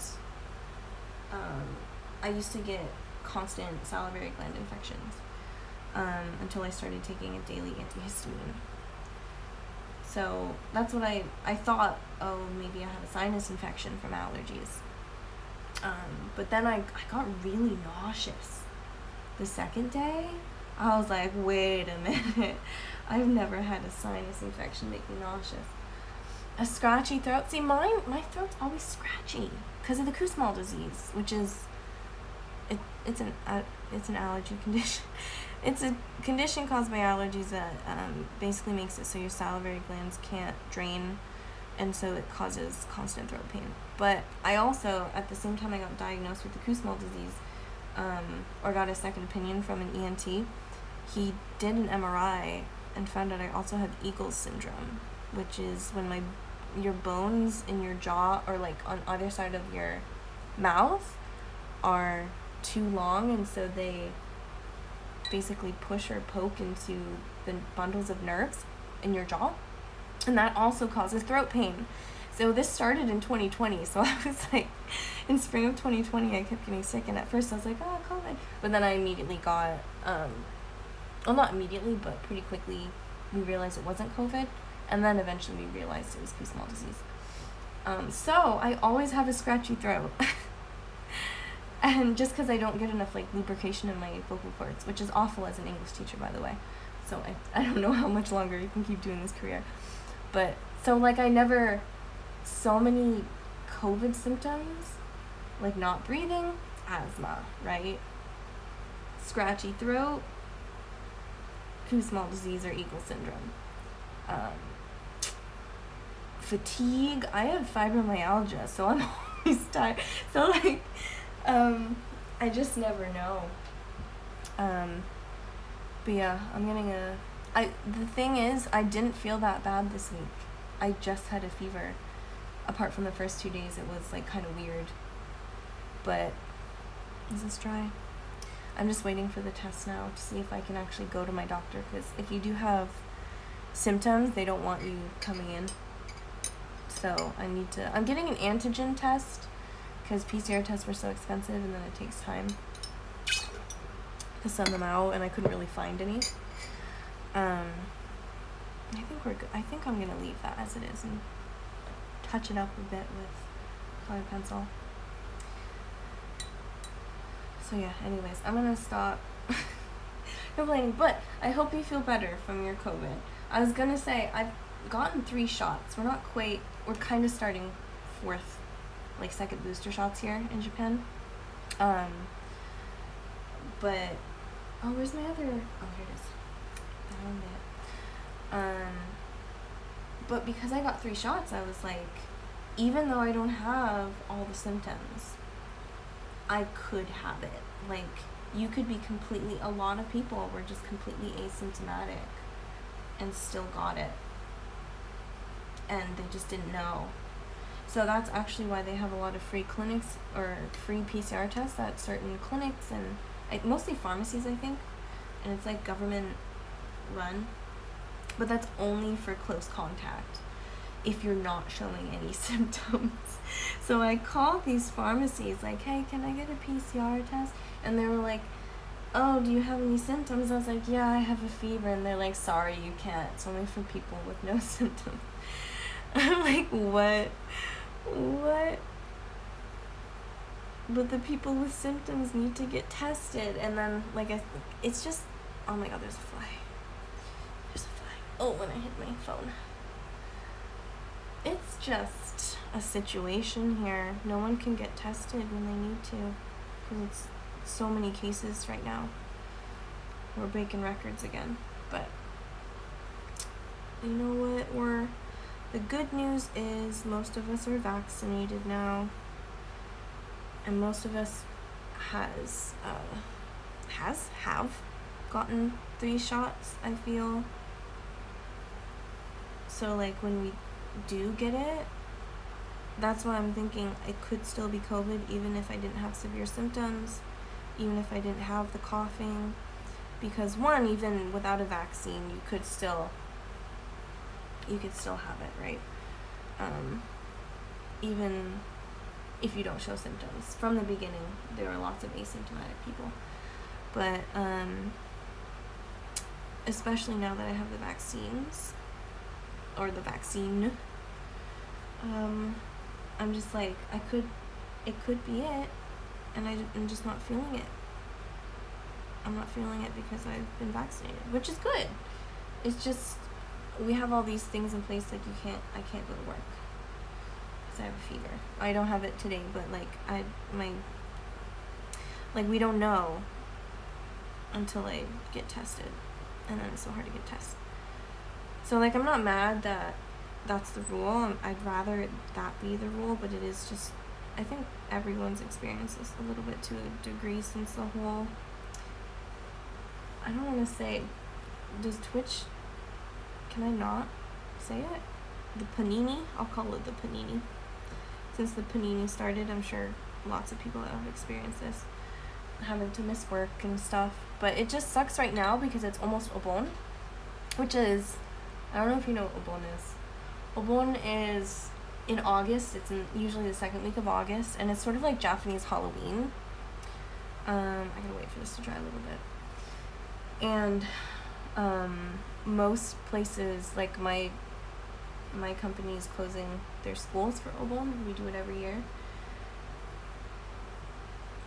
No, I don't think so, but like, I hear a lot of people avoiding the word. So Halloween's my favorite holiday. Fall is my favorite season. I hope they bring back pumpkin spice lattes this year because they had them in Starbucks for the first time here last year. And I was like, heck yeah, I don't have to make them at home on my own anymore. But Halloween's not quite as big here as it is, not nearly as big here as it is in the US, but people are getting really into it recently. So like last year, like I love pumpkins, so I keep them around year round, but like Daiso had these last year. And they just sit on my desk and they make me happy, and I have so much pumpkin stuff all around just because pumpkins are like my thing. Hi! Every time I come on now, you show up. So I was wondering if you were gonna show up. Hi! Anyways, I was talking about Obon. Yeah, so it's like kind of like Japanese Halloween, but it's for like the whole week. So it's traditionally where you do ohaka mairi, which is like when you go to your family's graves or ancestors' graves. Oh, thank you. And so Obon is like, it's like Halloween technically, where the spirit world is like closest to the living world. But it lasts all week. finish the coffee and I don't have a migraine, I think. So, Obon is the week after next, right? Yeah, some people do little lantern boats. I really like, they're really cute. If you Google it, some people make animals out of cucumbers and eggplants. And they stick wooden chopsticks in them and then leave them out. So the cucumber is a horse, and it's supposed to be a little fast horse, so it can quickly bring, I believe this, I might get it backwards. Even Japanese people don't talk about this much. I don't think they really know where it comes from. They just do it. But the cucumber horse is supposed to be fast. Yes, exactly. It is an Animal Crossing. Let's try. So the little cucumber horse is meant to quickly bring your ancestors from the spirit world to the living world so they can come visit you, right? Just nice and quick. And then the eggplant is an ox. And the ox is really sturdy and strong, right? So this ox is meant to slowly but carefully take your ancestor back to the spirit world when they're finished. It could be the other way around, but I don't think so. Maybe? I don't know. I do have a degree. Like I mentioned before, I have a degree in East Asian Studies, Japan tract. So I should know this stuff, but no one talks about it. So I don't know if anyone really knows where people do it. But yeah, just super cute. Some family, the past couple years, we have a vending machine sort of near my neighborhood, like across the street from me basically. There's a couple vending machines. And some family, I'm assuming it's kids, they leave their little cucumber and eggplant animals every summer. It's so cute. If I can later, I'll see if I can go on my Google Photos and find a picture for you that I took. It is so cute. But yeah, that's part of Obon. There's lots of other things people do, of course, apart from Ohakamai and the little animals. But basically my point is, many businesses close for Obon. Schools are closed. It's already summer vacation for most kids. And I teach at an Eikaiwa, an English conversation school, and most of those close for Obon. So my problem is that I'm on vacation, but I don't get paid during that time. So I just expect like a smaller paycheck, right? But I've been sick for the last 3 days and I haven't been allowed to work. So we don't have sick days. No sick days. And I currently have one paid holiday. Don't know how I still have a paid holiday. Because last November, I had to use it for quarantine when I was coming back from the US from my family trip. Oh, thank you for following me. That's so nice. Definitely, like, if you have any questions about Japan, I'm a teacher. I'm a teacher, so, like, I definitely don't mind answering questions. I like teaching people about things. That's why it's my job. I know a lot of Eikaiwa teachers or English conversation school teachers. Eikaiwa, A is like Eigo, English. Kaiwa is conversation. So, English conversation schools.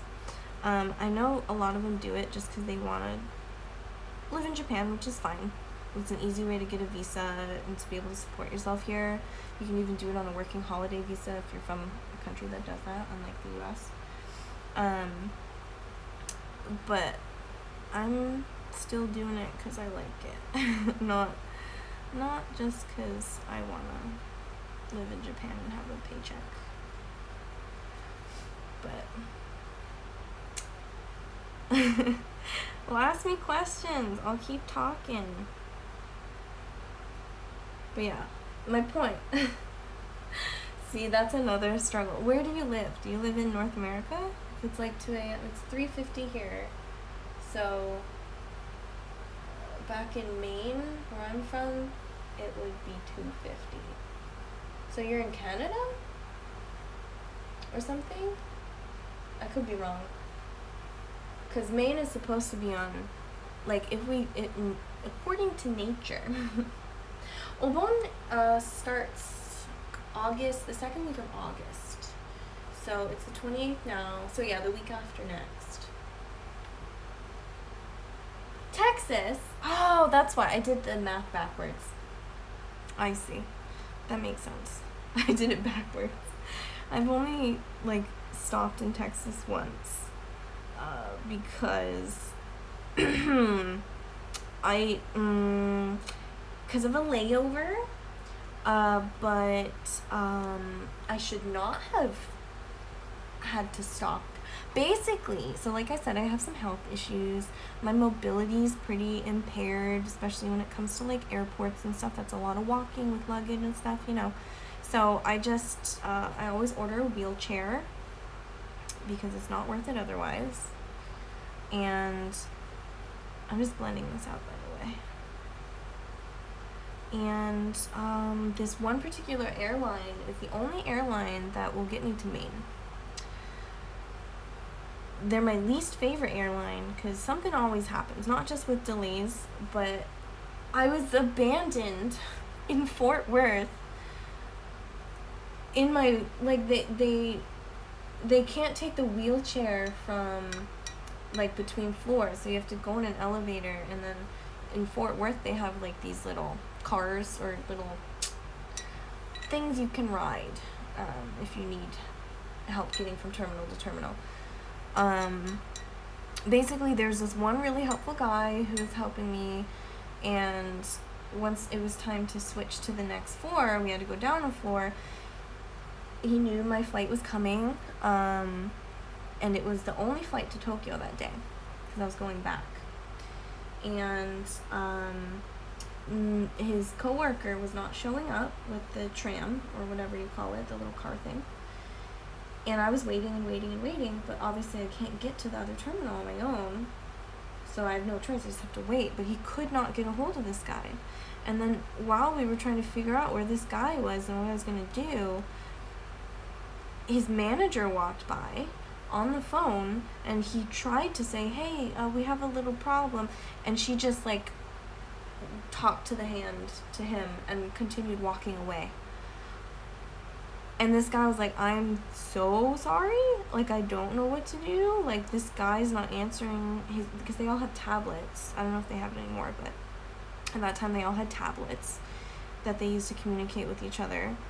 Well, finally this guy shows up after I'm sitting with these other lovely women who are also waiting for a tram, and they know I'm probably going to miss my flight at this point. And so he shows up, and his coworker's like, what happened?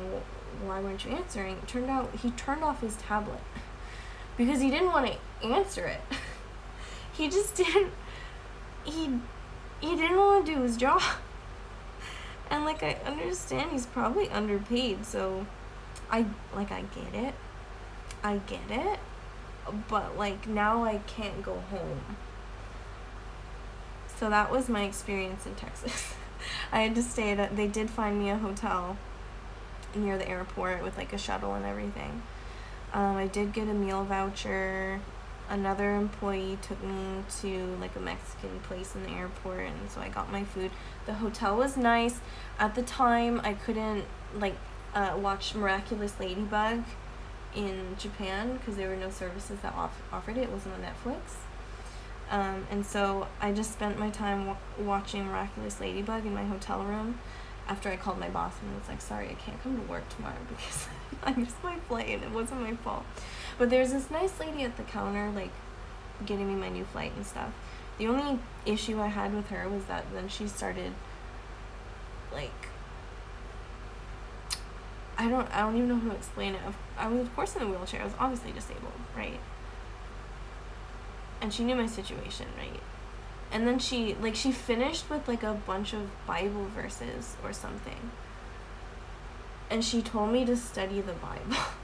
Like, I just felt, I wish I could remember exactly what she said, because like, just in general, like, oh, I'm praying for you. Okay, that's fine. But like, she told me to study the Bible. This was like not the time. It was weird. She seemed like a nice lady, just a bit misguided. I don't think she should have said that to me. But yeah, Miraculous Ladybug, you know what? Great show. I am terrified to watch the latest episodes because I love seasons 1 and 2, and they're very like chill and comforting, and then things start to get more serious in season 2. So I actually haven't watched the next season, or like the newer episodes, because, or the later episodes I should say, they're not exactly new now. I'm weird, and even if it's something I really love, I get a lot of, I don't know what you would call it, anxiety, like thinking about like starting something new. I have to emotionally prepare myself if it's gonna be like a good story or like a lot of drama. So I'm not caught up with Miraculous Ladybug, but I have been watching it recently because it's on Disney Plus here in Japan, so I can actually watch it again. So I'm weird. I can't start new stuff. I haven't even finished Digimon Try, and I feel like such a fake fan because it's been actual years and I still haven't watched more than like one episode because I'm scared. I don't want my heart to be broken. Anyways, I'm gonna try to do some highlights. I think it's nice. It's definitely dry enough. We're gonna do like I think it's this carrot. I wish I could show you. Maybe I can show you. Hold on. Let me show you my reference. I'm gonna try to not knock my camera. Here's my reference. So I have not watched Star versus the Forces of Evil, though I know that's popular. I love Gravity Falls. My sister and I have a twin sister, and we have cosplayed. Oh, hi, Fruit Nut. That's a cute name, Fruit Nut. I cosplayed Mabel, and my sister cosplayed Dipper. We're identical twins, by the way. I'm looking at this carrot, so I'm trying to do this highlight here.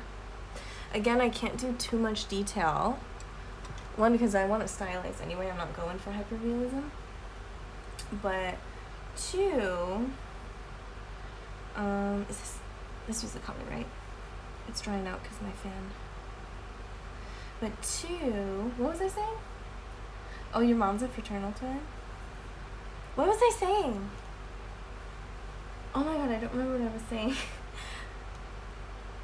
Oh, yeah, I can't go too detailed because, one, that's not the style I'm going for anyway. But two, because they're going to be little stickers, right? I'm going to lose all the detail. And worst case scenario, if I put a lot of detail, it's going to just look messy. It's going to look bad. What about Gravity Falls? Oh, yeah. My sister and I cosplayed. That was fun. I thrifted a purple sweater. And then I cut out like felt letters. I did the Mabel name with the rainbow. I see, again, every time someone suggests a new show, I get so stressed out. I know a lot of people like Star, but I feel like a lot of people who like Steven Universe like Star versus the Force of Evil. And I'm just not, I don't like Steven Universe. Not that it's bad, it's just not my thing. I don't know, those sort of, like the modern Cartoon Network cartoons, like the ones going on right now, or very recently, or even some of the Netflix ones that are very similar. No, you don't like, so it's not that similar? I don't know. Okay. Because I like animation, I do, but I haven't even watched a lot of Japanese animation. Star is Disney. I've seen it on Disney Plus, I think. Is it on Disney Plus? I want to rewatch Gravity Falls. I want to rewatch Over the Garden Wall. That was such a good I should do Over the Garden Wall fan art. That would be wonderful. I want to do the pumpkin people. They're so cute and scary.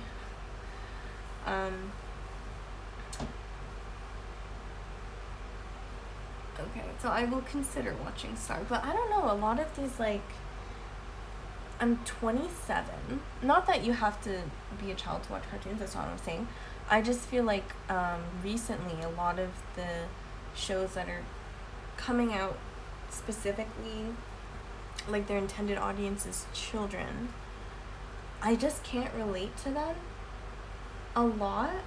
So like there is some, like the humor, for example, I would have found it funny, even like maybe as a teenager, but I don't know. And I like a lot of shows that are for children, like Miraculous Ladybug. I know that's for children. I do not watch the English dub though. We're talking about what is that? Star versus I can't remember now that the chat's moved. Star versus the Forces of Evil, which is a cartoon. I think that's my carrot for now. Does that look like a carrot? It looks like a carrot, right? Ooh, is it time to start the last one? Our tomato. I don't have any space, guys. What do I do? That's like the whole... I'm afraid to move this. I'll use some of this. Is it? I'll have to look it up. Wait, let me real quick. I'm gonna have to let me Google. Star versus the Forces of Evil animated series. Yeah, so I've seen this before. I think it's the style that reminds me of the more recent animation, right? So who writes it? Who's the writer? I'm gonna look up IMDb. So it is on Disney Plus. I wonder if it's available in Japan.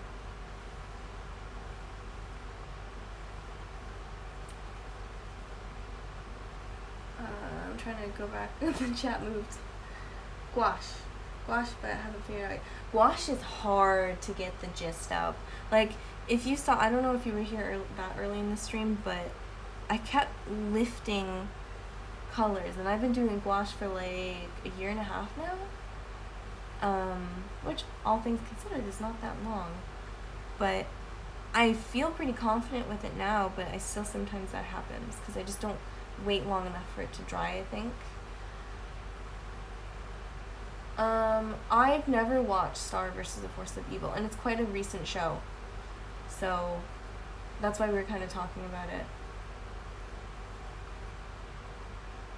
So I watched I watched a lot of animation as a kid. I keep saying animation, that's such a Japanese thing. I need to speak American English. Thank you. I'm trying my best here.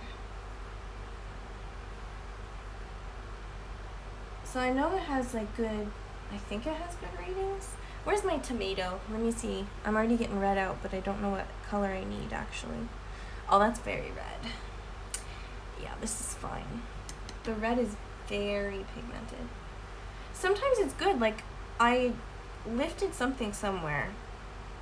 Like I went too dark somewhere on the stem, I think, of the pepper. And I lifted it, which is good. Thank you.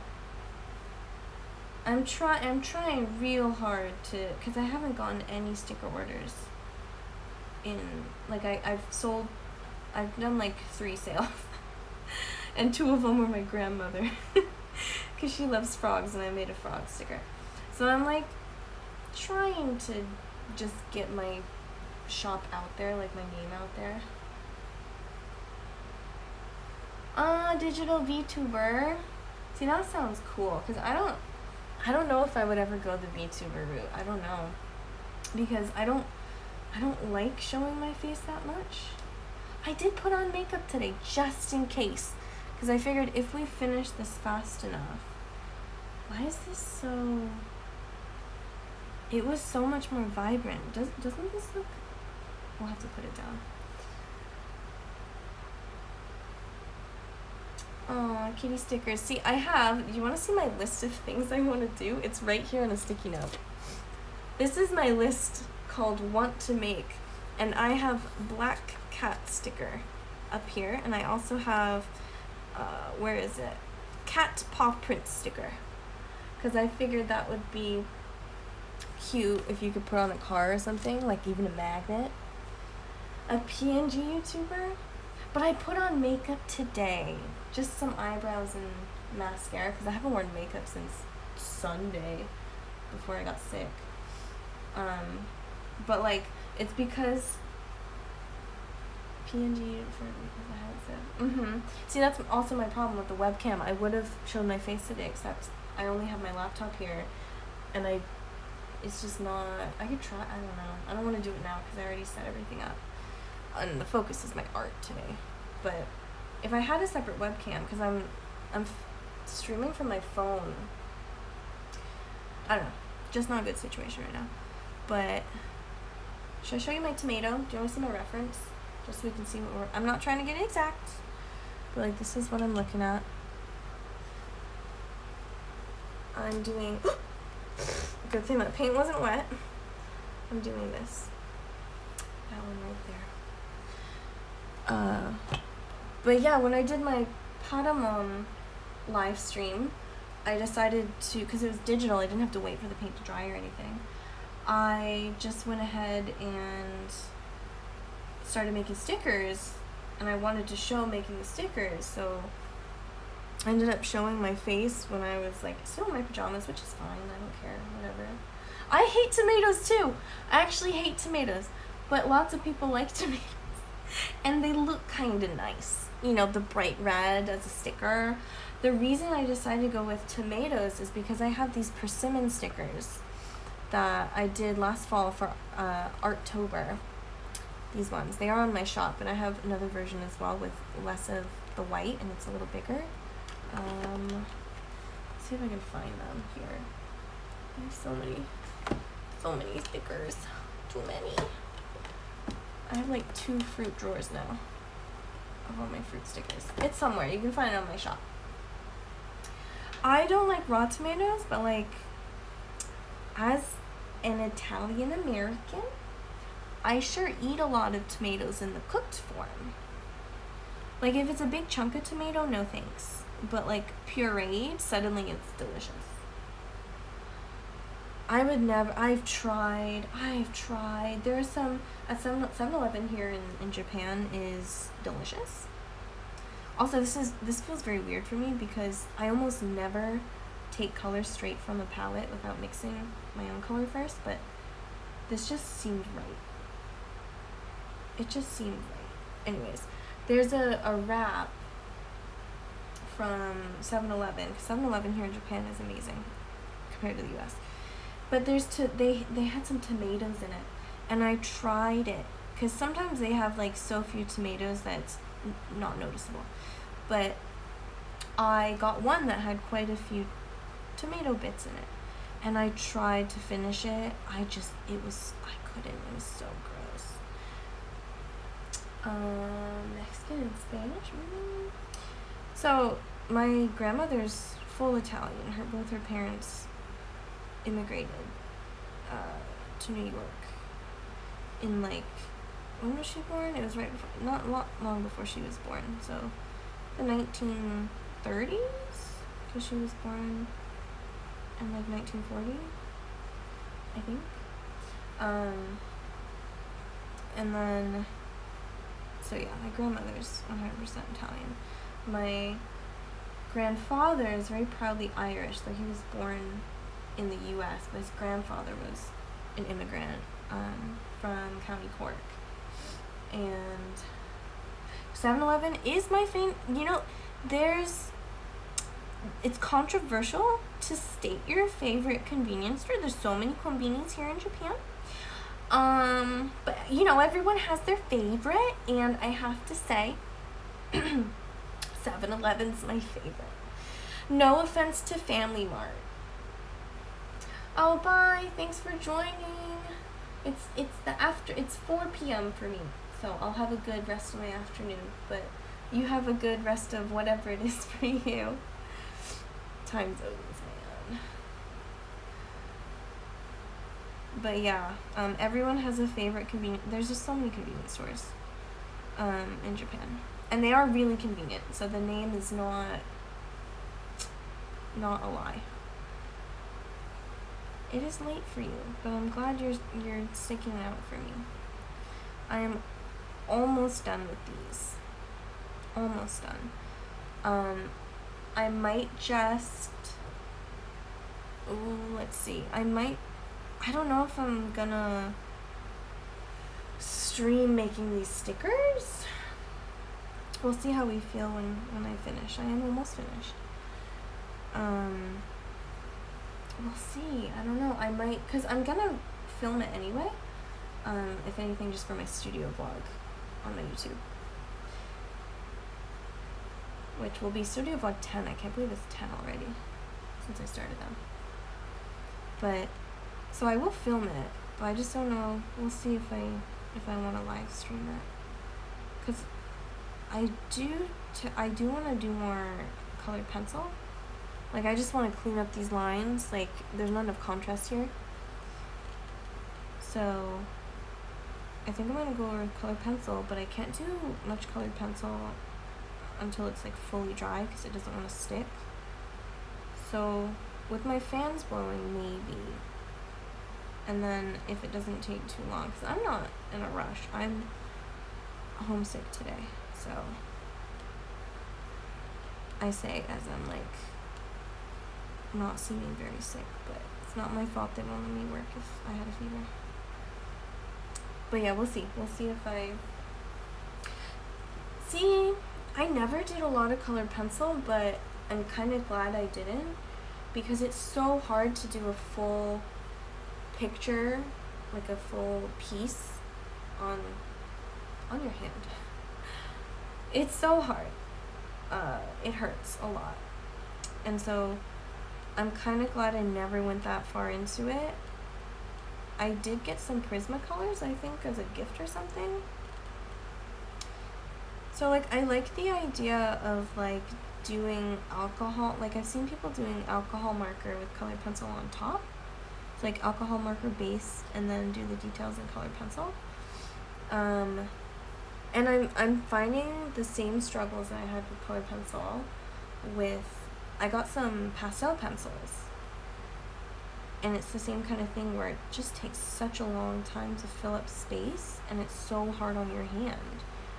So while I love what people can do with it, like, it looks so good, I just don't think it's a feasible medium for me to do, like, a full piece in colored pencil.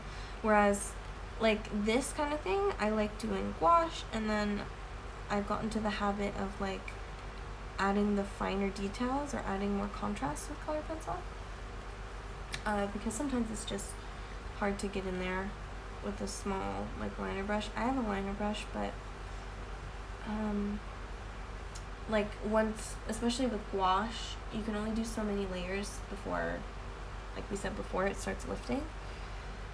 So that's why I've been doing colored pencil. But the problem is I have a small set of Prismacolors that I think I got as, like, a gift or something ages ago. Maybe I bought it myself for one of my art courses, but it has such limited colors, whereas there's one that my friend got me for Christmas, because we did Christmas stockings with each other this year, because neither of us could go back to the US for Christmas, so we got an Airbnb in Hakone. It was very nice, and we did Christmas stockings and stuff for each other. And so she got me these Stettler, what is that, Norris Club? I'll show you in a second once I'm done with this. Norris Club colored pencils, which are for children. And I don't say that, like, in a mean way, like, they're, let me show you while this dries. They're for children, specifically because they have this white bit here is meant to prevent them from breaking if a child drops them. So, like, that's cool and everything, except they're not light fast, so that's a problem if you want to display anything. So, I don't think I have anything on my walls that I used. Oh, no, for that Appa one over there, I did use colored pencil, so I do need to be careful. But, they're not light fast, and they're not that pigmented. They're very hard. So, I do have Prismacolor here, which I'll get right now, just I'm gonna use it soon. And it's just a 12 set. So I don't have quite a variety of colors. So if I want to do just like adding some occlusions or some very, very light line art on some of my gouache paintings, I kind of really want the color to match. It's not a good look to have like a violently different color around like the edge of something. So that's why I've been using the Stettler ones, because it's such a wider range of colors. And like I really like this dark one here, and like I was thinking for the turnip I could use this one or this one here and stuff like that. So we'll see. I like the Prismacolor because it lays on easier. I wish I had the 128s. They're expensive though. Like Prismacolor is not as expensive as like Caran d'Ache or something, but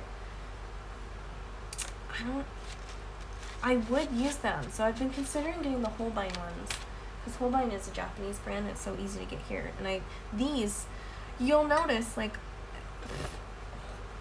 Holbein, right? These brushes are my favorite brushes. And these are the Holbein AC Maru, the AC round. Maru means circle, but it means round, so this is a round brush. AC is acrylic. So it's for acrylic, but I really like it for gouache, because gouache doesn't need as much water as watercolor. And they're so pretty. Look, they're so pretty. Like the wood handle, dark wood. So those are Holbein, and then I have something else that's Holbein. Somewhere. Basically, it's easy to get Holbein, and I really like them as a brand, because most of their stuff is pretty good. But what else did I have? I don't remember. So, in terms of colored pencils, I was thinking of trying out the Holbein colored pencils. There's something stuck here. Is that dry enough? I think it's dry enough. We're gonna try our best. This stuff's all dry. Maybe I can mix this together.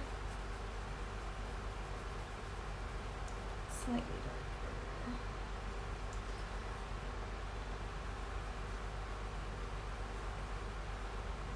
darker. Okay, so this one.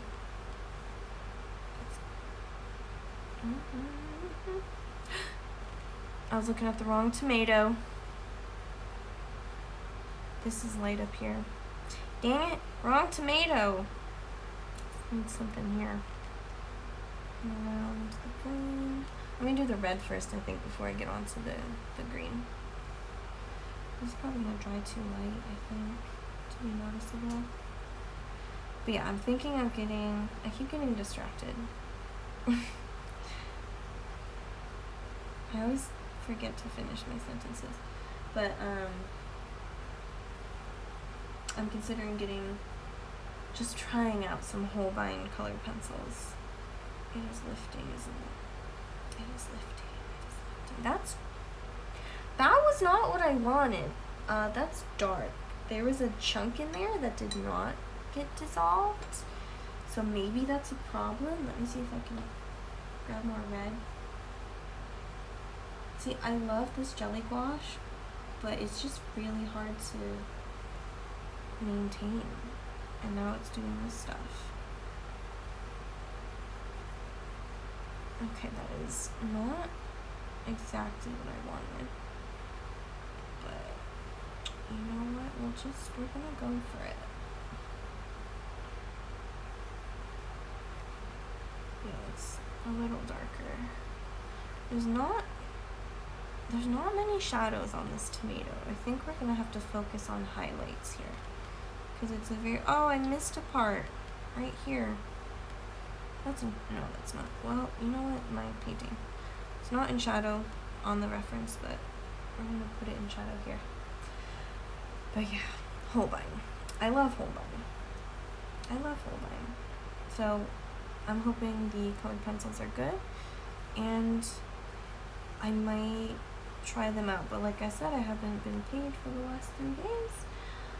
when I get my paycheck next month, I will not have been paid for these days, nor will I be paid next month for the Obon period. So, I think I'm gonna have to save up a little bit. It's lifting!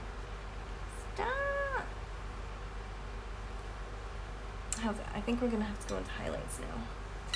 Let's get out more white. Do I need to? You know? Yes, I will. I was gonna use these lighter colors, but they have that yellow ochre in them, and I don't want it to be too weird. Is that too much? Not really.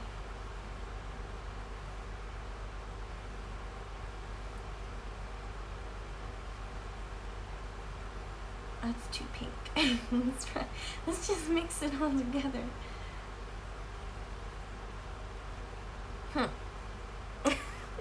I don't think this tomato has this color. Thank you. I'm gonna try to make up the days, but I definitely won't have time before Obon. But I may have time before the next paycheck. So right now I'm just trying to. I just started Etsy ads, so hopefully that gets me. Hopefully that's not a waste of money. Yeah, I might have to scrap that. Let me just get a little bit. A little bit. Like, oh, I almost dropped this on the pepper. That would have been bad. You know what, maybe. Actually, that's good because it's quite thin.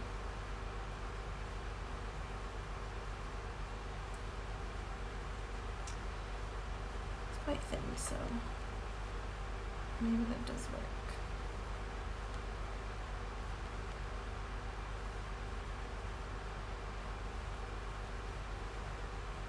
I'll do a little bit of this because there's kind of dots here.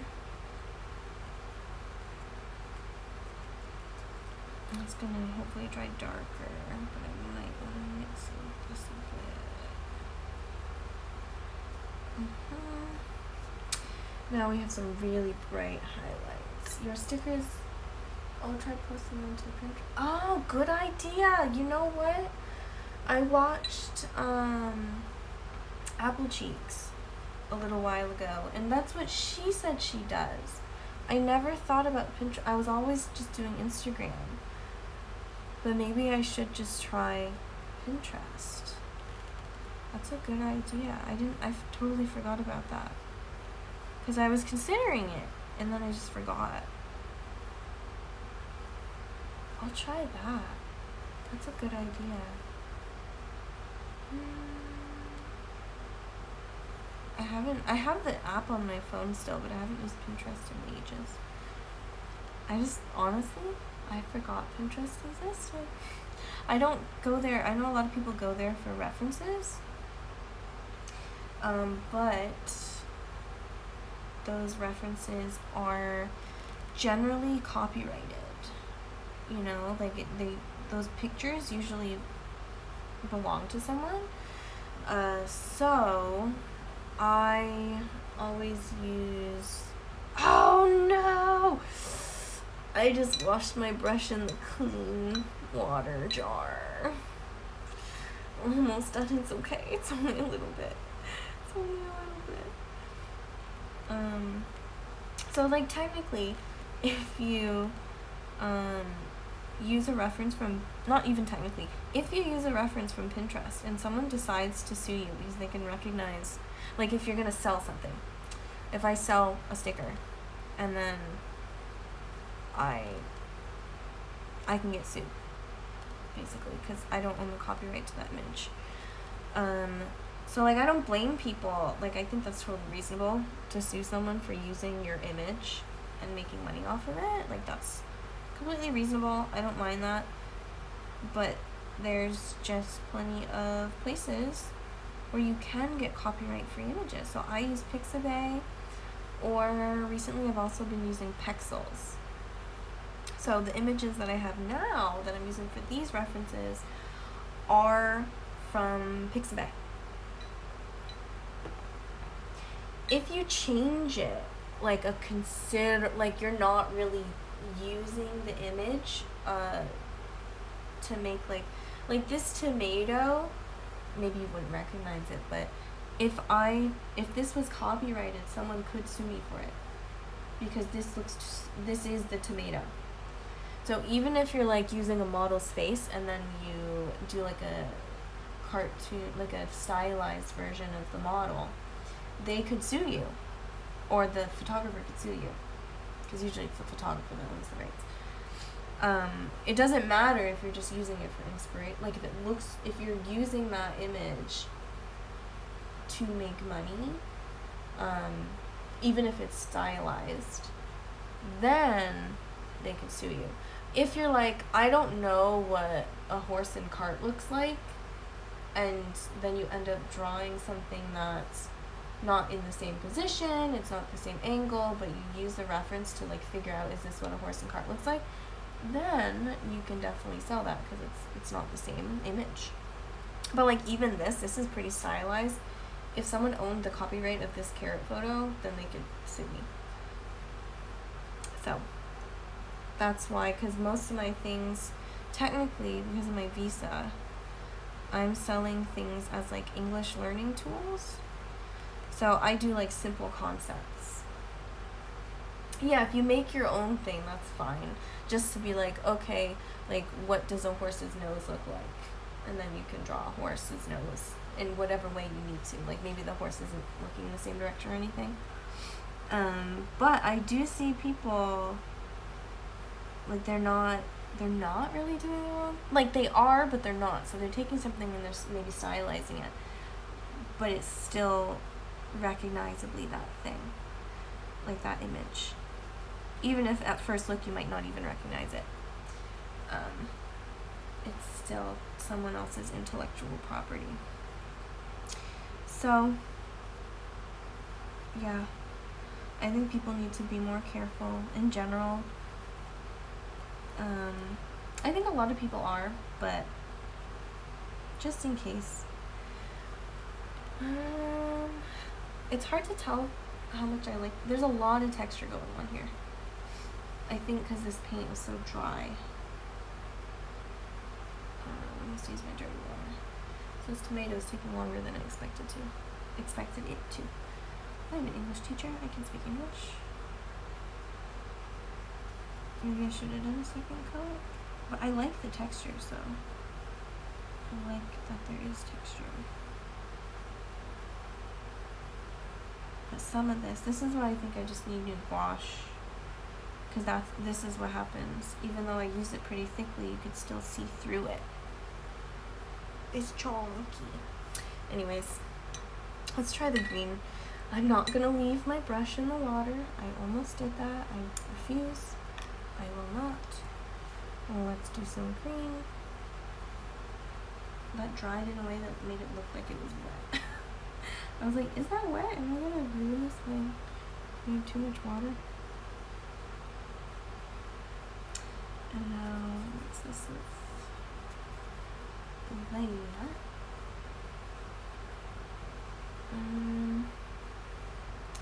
It's quite a dark, like browny kind of. Maybe I should do this.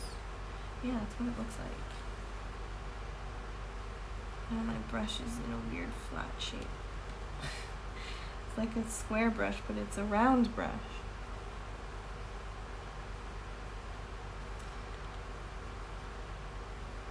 Okay, I guess we're starting dark.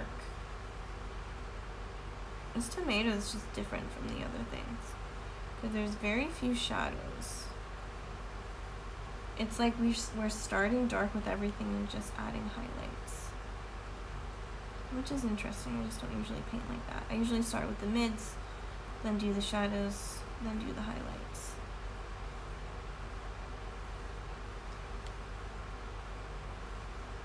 And now this is a significantly lighter green. Because if I start with all the same color, I'm not going to be able to tell the difference between the leaves. Okay, I need more paint. Right? I'm getting this like dry. Maybe just a little more water. Now it looks pretty thin. Can't tell if it's me or the paint, but I could have sworn this paint did not used to act like this. So I have a feeling it's the paint. I think the more times you reconstitute it, like the more times you wet it after it dries out, it's becoming, what's the word? Sheer. More sheer and more sheer. I teach English. I know English. Now that is quite dark, but how do I feel about this? You think it looks okay? I need more paint. It's too thin.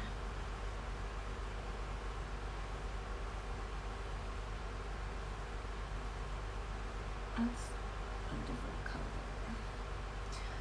Another thing about gouache is just matching colors. It's so hard if you don't make enough. Yeah, that is a different color. Sure is. The good thing these leaves are different colors. Leaves? These are leaves, right? This is a leaf. What else would you call it? A head? Because like for strawberries, don't you call it like a strawberry head or something? The head of the strawberry. Okay, I'm gonna... A fly landed on the hand. Now it's over there. Off my palette.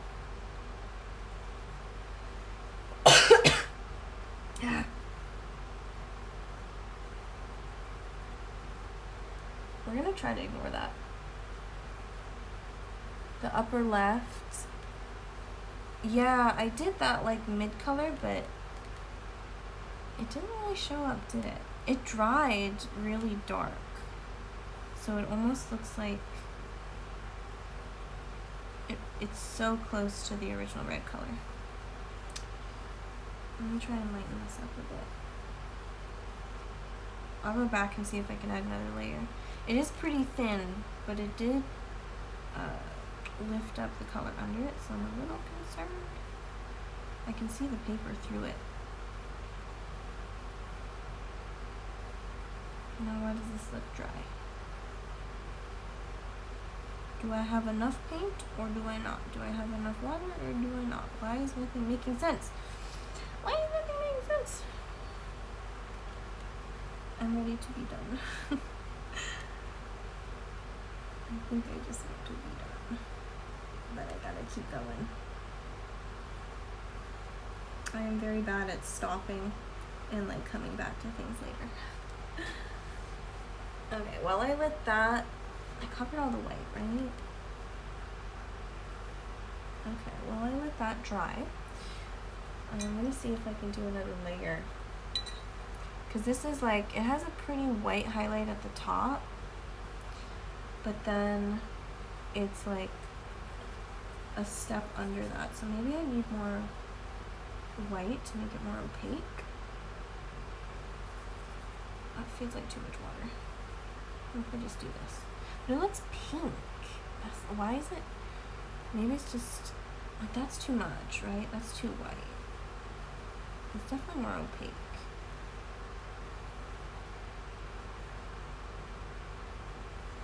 Okay, it's definitely drawing darker. So I shouldn't have been afraid to go so light.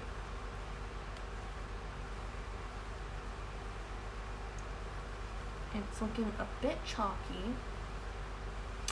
Thank you. Go get some rest. It is late. I do not think, I mean, it's late for you, not for me. I don't think I'm gonna stream making the stickers. I think I'll just record that for my vlog. So I think I'll be finishing this up and I'll post that on my YouTube. But thank you so much for chatting with me.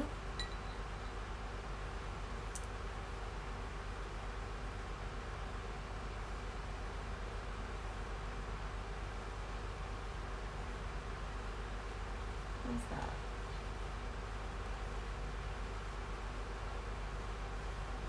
I'm trying to blend this out. Okay, that looks better.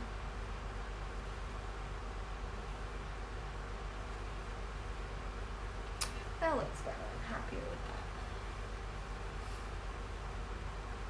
Though I do think I need a slightly darker red. Is that too dark? I do not need to take that much more.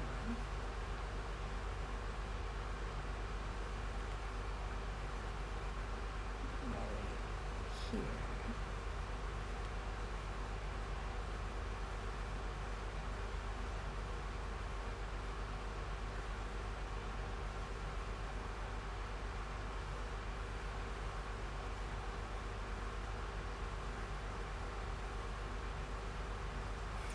Thank you. Good night. Maybe I should stop talking so much.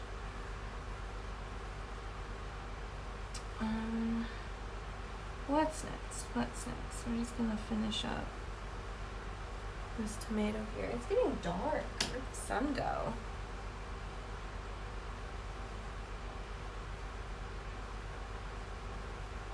That seems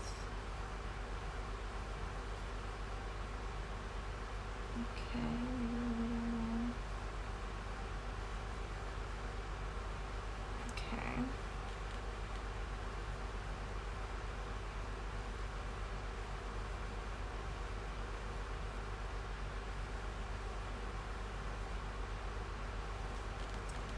Over here.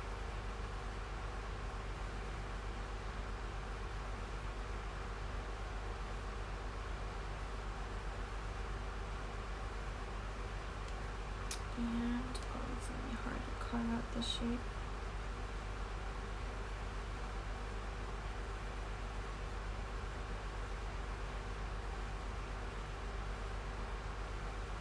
I lost the pencil lines, so I hope I'm doing it right.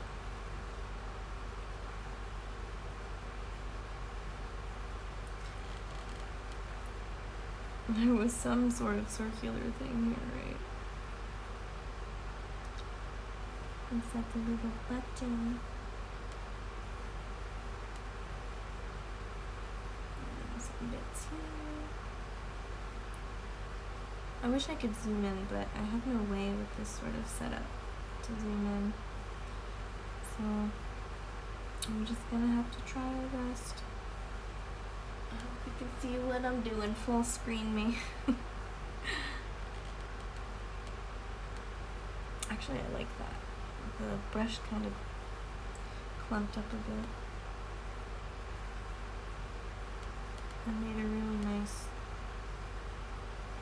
leaf texture.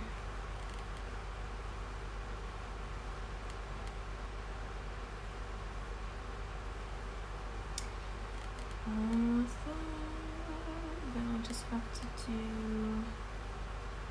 some highlights.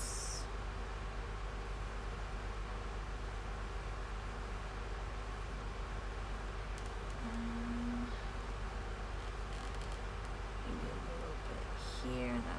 There's not so much on my brush. It's still pretty dark though. Oh! Now I want my coughing. Maybe I should just get a drink of water. Okay, let's do a light green. Maybe that's too light, but it will dry darker. So it's quite light, but that's okay. We want more contrast than what the reference is providing, like what it shows on the reference, because it will be much smaller.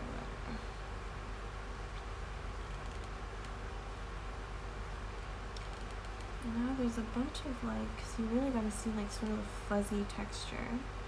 Don't know if this will come across at all once it's smaller, but there's kind of like these dots, and I think the tomato's also slightly wet.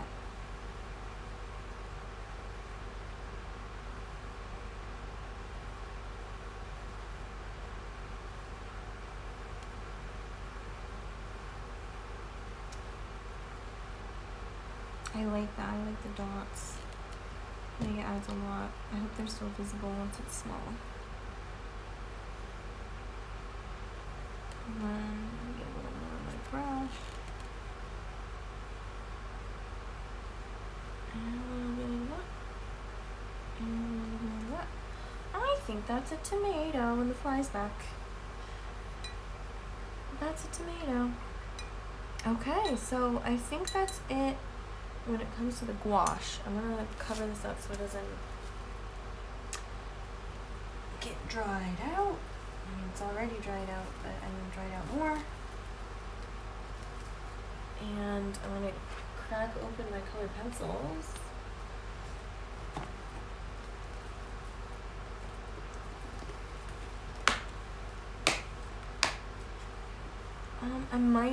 I might try a bit with the Prismacolor first. I don't know. Let me get this fly is gonna, drive me crazy. It's already driving me crazy. My turnip reference, because I don't have like I don't want it too dark. That might be too dark. Let me get the Staedtlers out. Prismacolor can wait. We'll see if we can use them later. I'm thinking like this kind of color, just to bring out. It's a little warm, isn't it?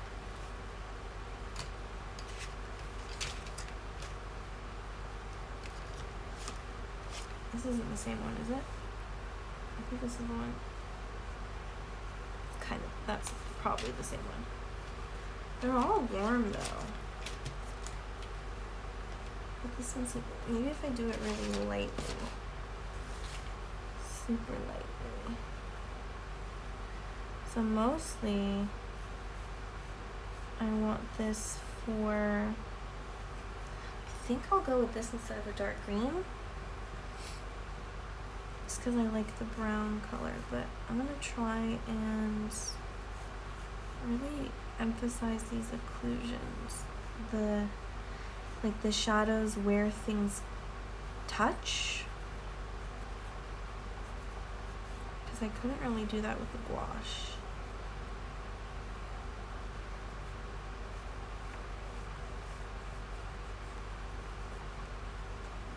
Paper keeps moving. It's what's the word? Warped from the water. I don't know how much of this is visible on camera.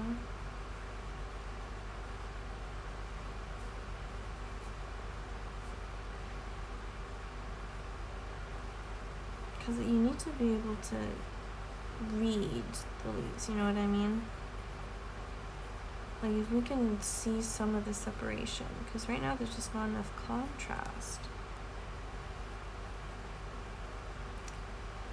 Kind of can't find the edges myself. Like I'm gonna erase along the sides, so I don't really need line art. Yeah, there's no way I can stream making the stickers now. I'm gonna have to, what I generally do is I do the painting, right? And then I scan, usually using my iPad. I do have a scanner, but I'm not a big fan of how it scans things. I usually scan with the iPad, like on the Notes app. And then generally I will use the photo, like you know when you scan something, you can do black and white, you can do scan, you can do whatever, document. I usually do photo because the colors look better, because they get really blown out usually with the scan. That looks better to me. You can like see the leaves better, can't you? I don't think I need to go around the outside much, just maybe add a little more contrast here.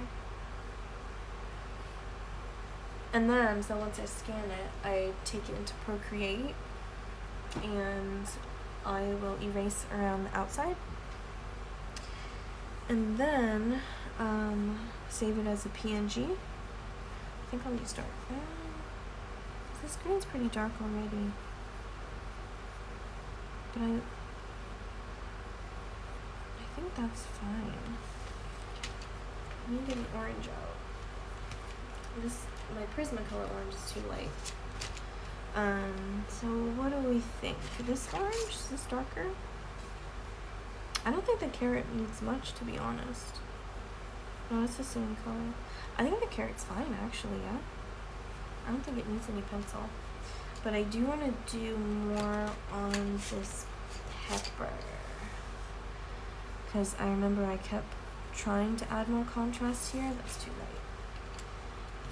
But it kept lifting.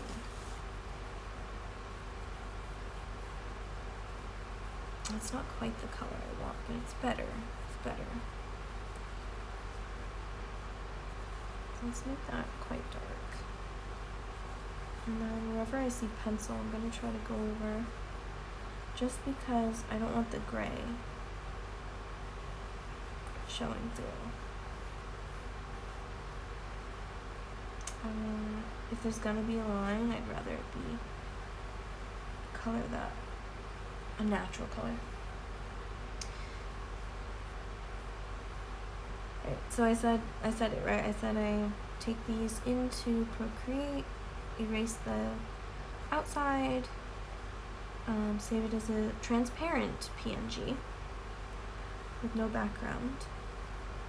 And then to make them into stickers, I just import them, I open them up with Silhouette Studio. So recently I've been laying them out on an A4 size canvas on Procreate. I used to do it on Krita, but I'm kind of skipping that step unless it needs, like, the scan's not picking up the colors really well or something and I need to adjust the color a little bit. Or sometimes if it's too dark, it will print, when it's printed on sticker paper, it'll print really dark. So sometimes I have to adjust the colors, and Procreate doesn't have a lot of options when it comes to like levels and stuff. So sometimes if I need to like up the contrast, I can't really do that in Procreate. So I will open it up in Krita, but at some point in some program, I usually make an A4 canvas, and I end up laying the stickers out. Usually it's one design and not a whole bunch. I kind of want something darker. I think this is the darkest green. Do I want to go for the brown? Is this green darker?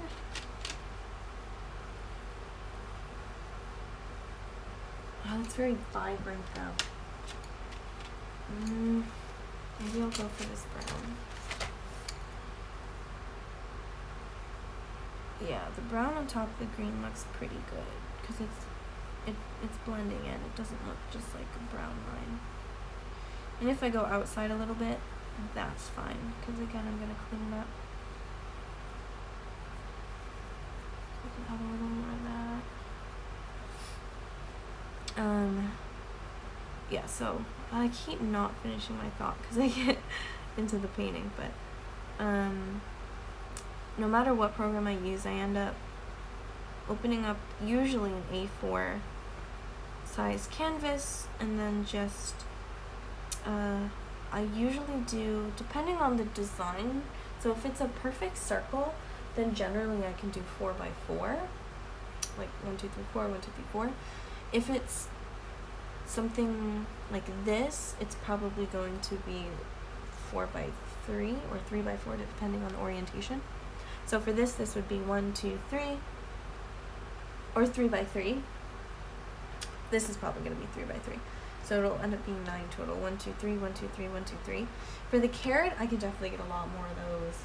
So I could do a whole bunch of these skinny ones. Like the banana ones, I could do a whole bunch at once.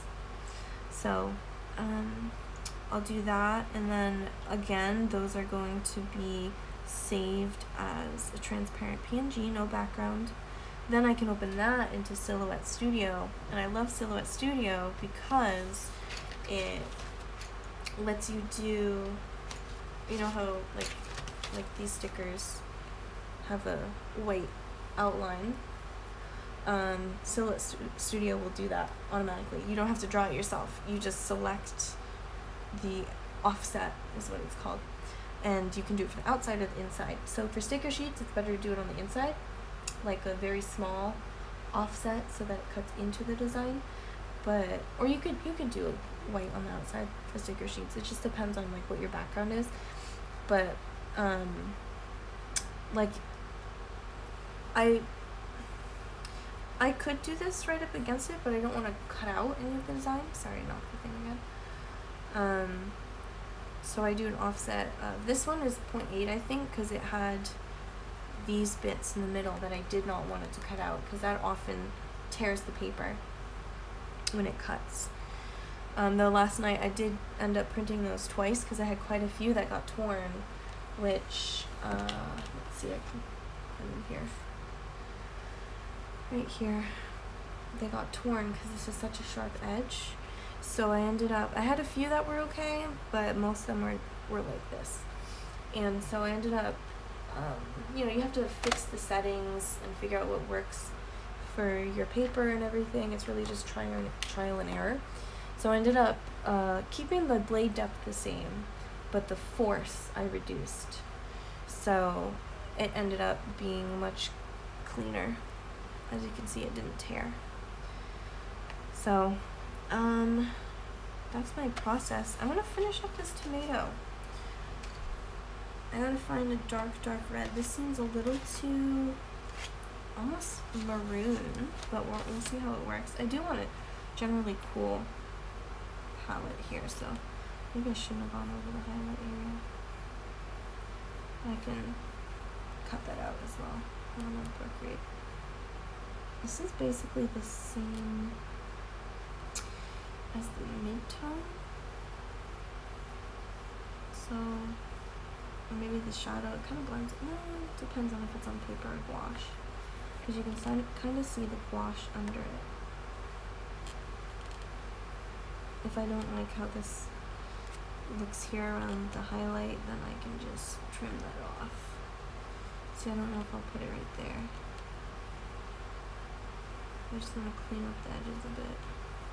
I will totally erase around, so if there's anything really sticking out, that's fine.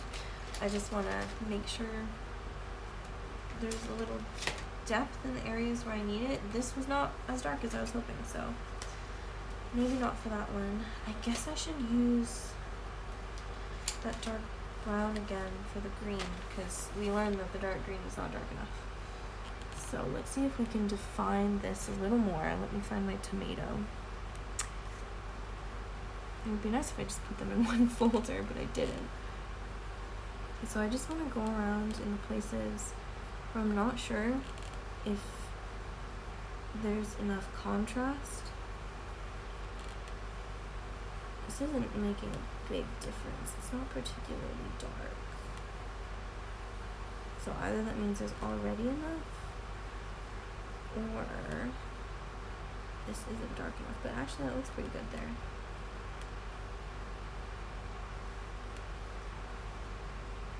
And again, I can sort of adjust these. Like if there's any marks that I think look too messy or something, or if there's any gaps, I'll go in with my stucco brush and Procreate. Now this I want to make sure is separate.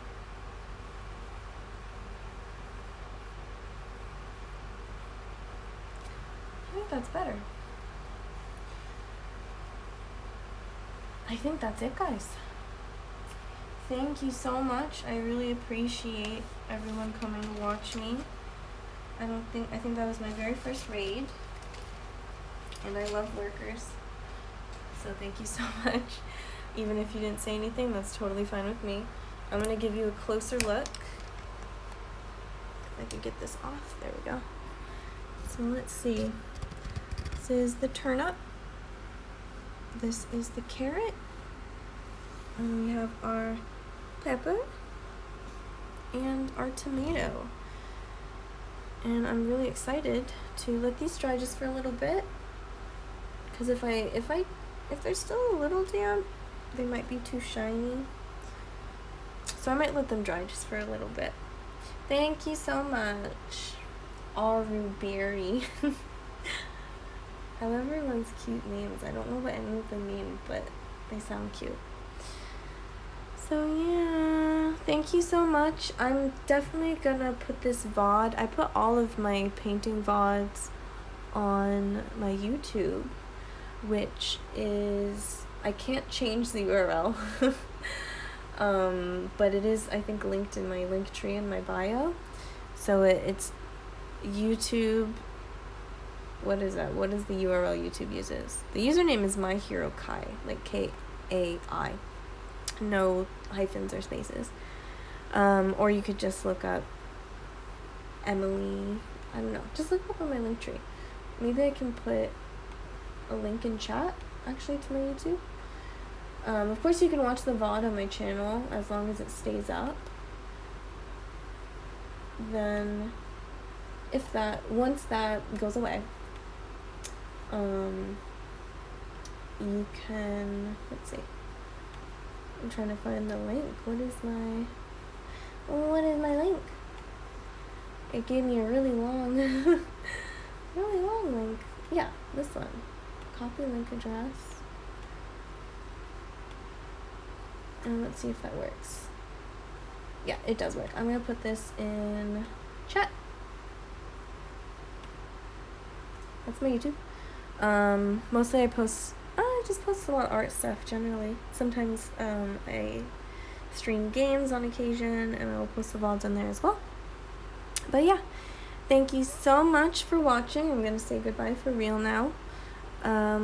Definitely look for these on my Etsy. I'm actually gonna, let me post a link to my Etsy here, just so you can see if you want to know what my other stickers look like. Here we go. So thank you so much. Now it's goodbye for real. I really gotta use the bathroom. I drank that coffee ages ago. So bye, thank you for watching, and I don't have a streaming schedule, I just stream when I can, but definitely follow me so you can maybe get notified. Yeah. Bye!